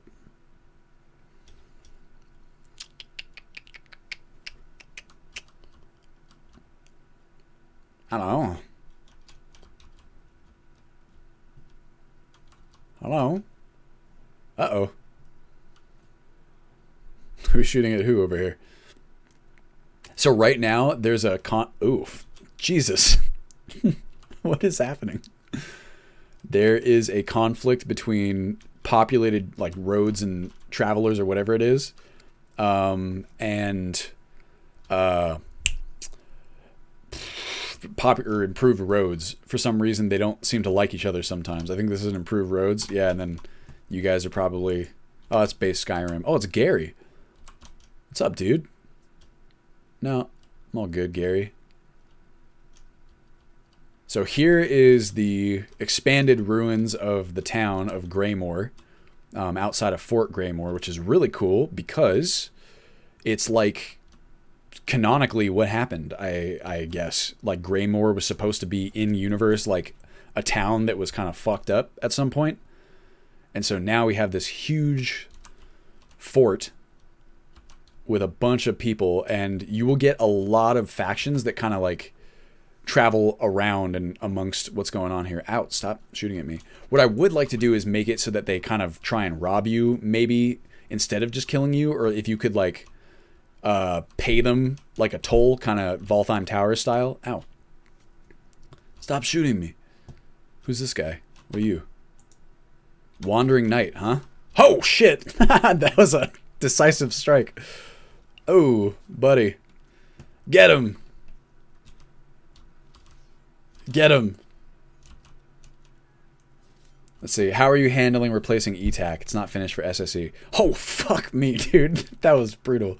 So I actually have ETAC in here, JCW. You're correct that it's not finished. It doesn't cover everywhere. But I really like Miss Genevieve's work. I always have. And essentially what I've done is I just allow... I'm using Teabag's patches for JK Skyrim and Dawn of Skyrim. So he took the exact approach that I would have taken. Yeah, nice swing there. Which is to allow ETAC's locations. If there ever is a conflict between ETAC and JK's, he just lets ETAC exist in of itself, and then JK's handles everywhere else. Oh. Oh. Stop. Ortis. I need a better... Stop. There he goes. Let's see how many people... Is this guy going to try and take on the fort? I think he might. You got him. Arrow in the knee. 2 of them. You got it, bro. Ow. What is it? Just kill him. Stop taking arrows to the face. What are you doing? Weird. Hello? Look, it's me. You guys really want to go crazy with this? Let's do this. Help. Is it possible to move cam 2 to 3 pixels to the left? Like this? This way? This way? Like that? Alright, here we go. Help. Imperial Soldier.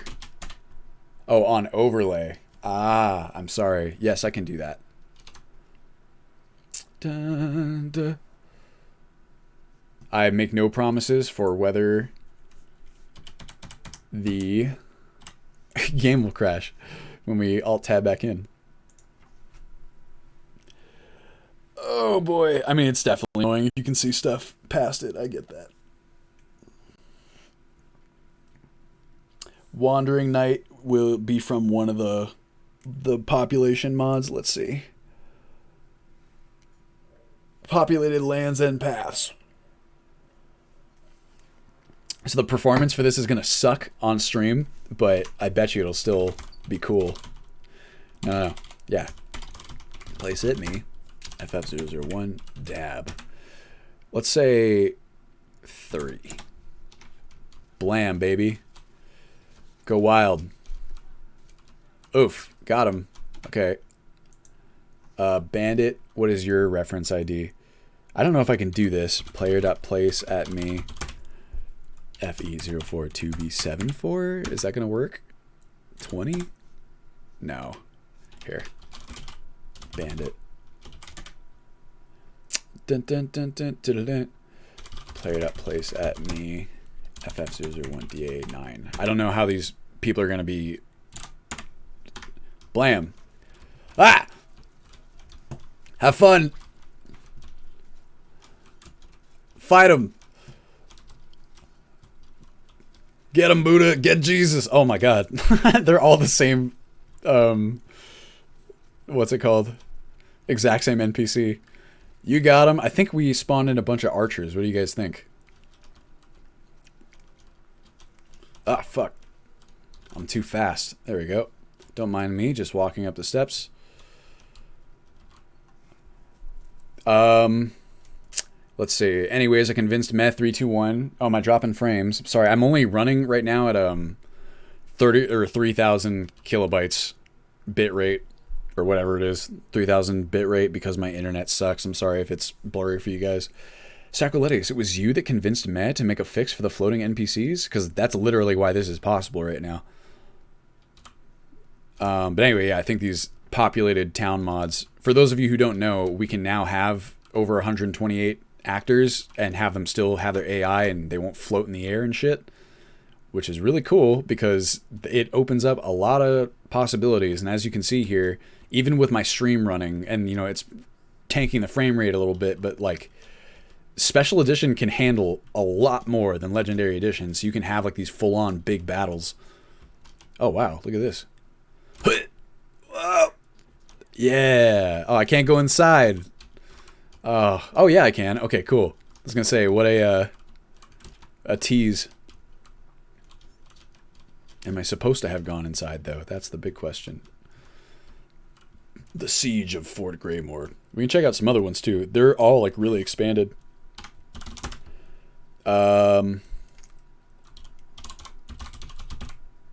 Stad.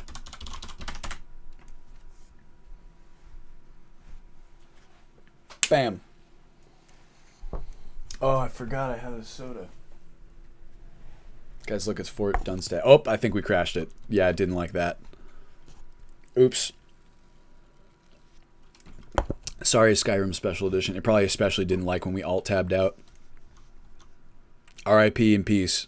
F in the chat. Can we get an F in chat, please? Look, I'm a real Twitch streamer now.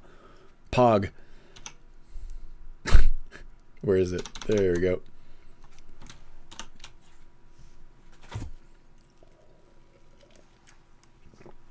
Yo. Oh. There we are. Where are you, task manager, my friend? There you are. And I'm so sorry, Skyrim. I've asked a lot of you. Cows go moo, cats go meow, Skyrim goes crash. Oh, you know it. Poor special edition. It's got, I don't know, it's really so much better.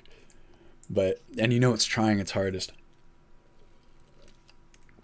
Monarch, I don't think it likes alt-tabbing when you're running in full screen mode. I don't think either client likes that very much. Special edition's a lot better at handling it than the OG. Is this going to end or what? End, please. Wow, I can't even, it like hardcore crashed. I can't even get the window to appear. Set borderless before running this time. Will do. I wonder how that'll affect performance. I actually haven't checked yet. Close window, please. It is a McDonald's cup. I had McDonald's last night. It was like the only thing that I could kind of force myself to eat. It's not very good for you, I can say. Wow, this is really... it's really heavy. Let me see. Come on. Force close, please. And try alt. Where's my mouse? Hello? Jeez. It's really not having a good time. Mine crashed a lot like this. Had to make a kill script pinned to taskbar. I want that. The thing I like about US is how it labels the weapon. Each weapon or armor has like a multi-word titular description. Steel, leather wrapped, longsword. I went through that effort, JCW, just because I need things to be consistent. It's like, it just has to make sense to me. You know what I mean? And it just feels so haphazard. The way a lot of it's not that it's bad. The way that how mods use their naming conventions is that they're all different, right? So it's just, I wanted everything to be consistent across the board. Closest McDonald's to me is only doing delivery. Yeah, I could see that. I actually don't know if the McDonald's, this was delivered last night. I don't know if they're doing in-restaurant service. Okay, well, I'm ending task and I'm not getting it. So I can try Alt F4ing. Go back to Skyrim. I don't think that's going to do it though, to be honest with you.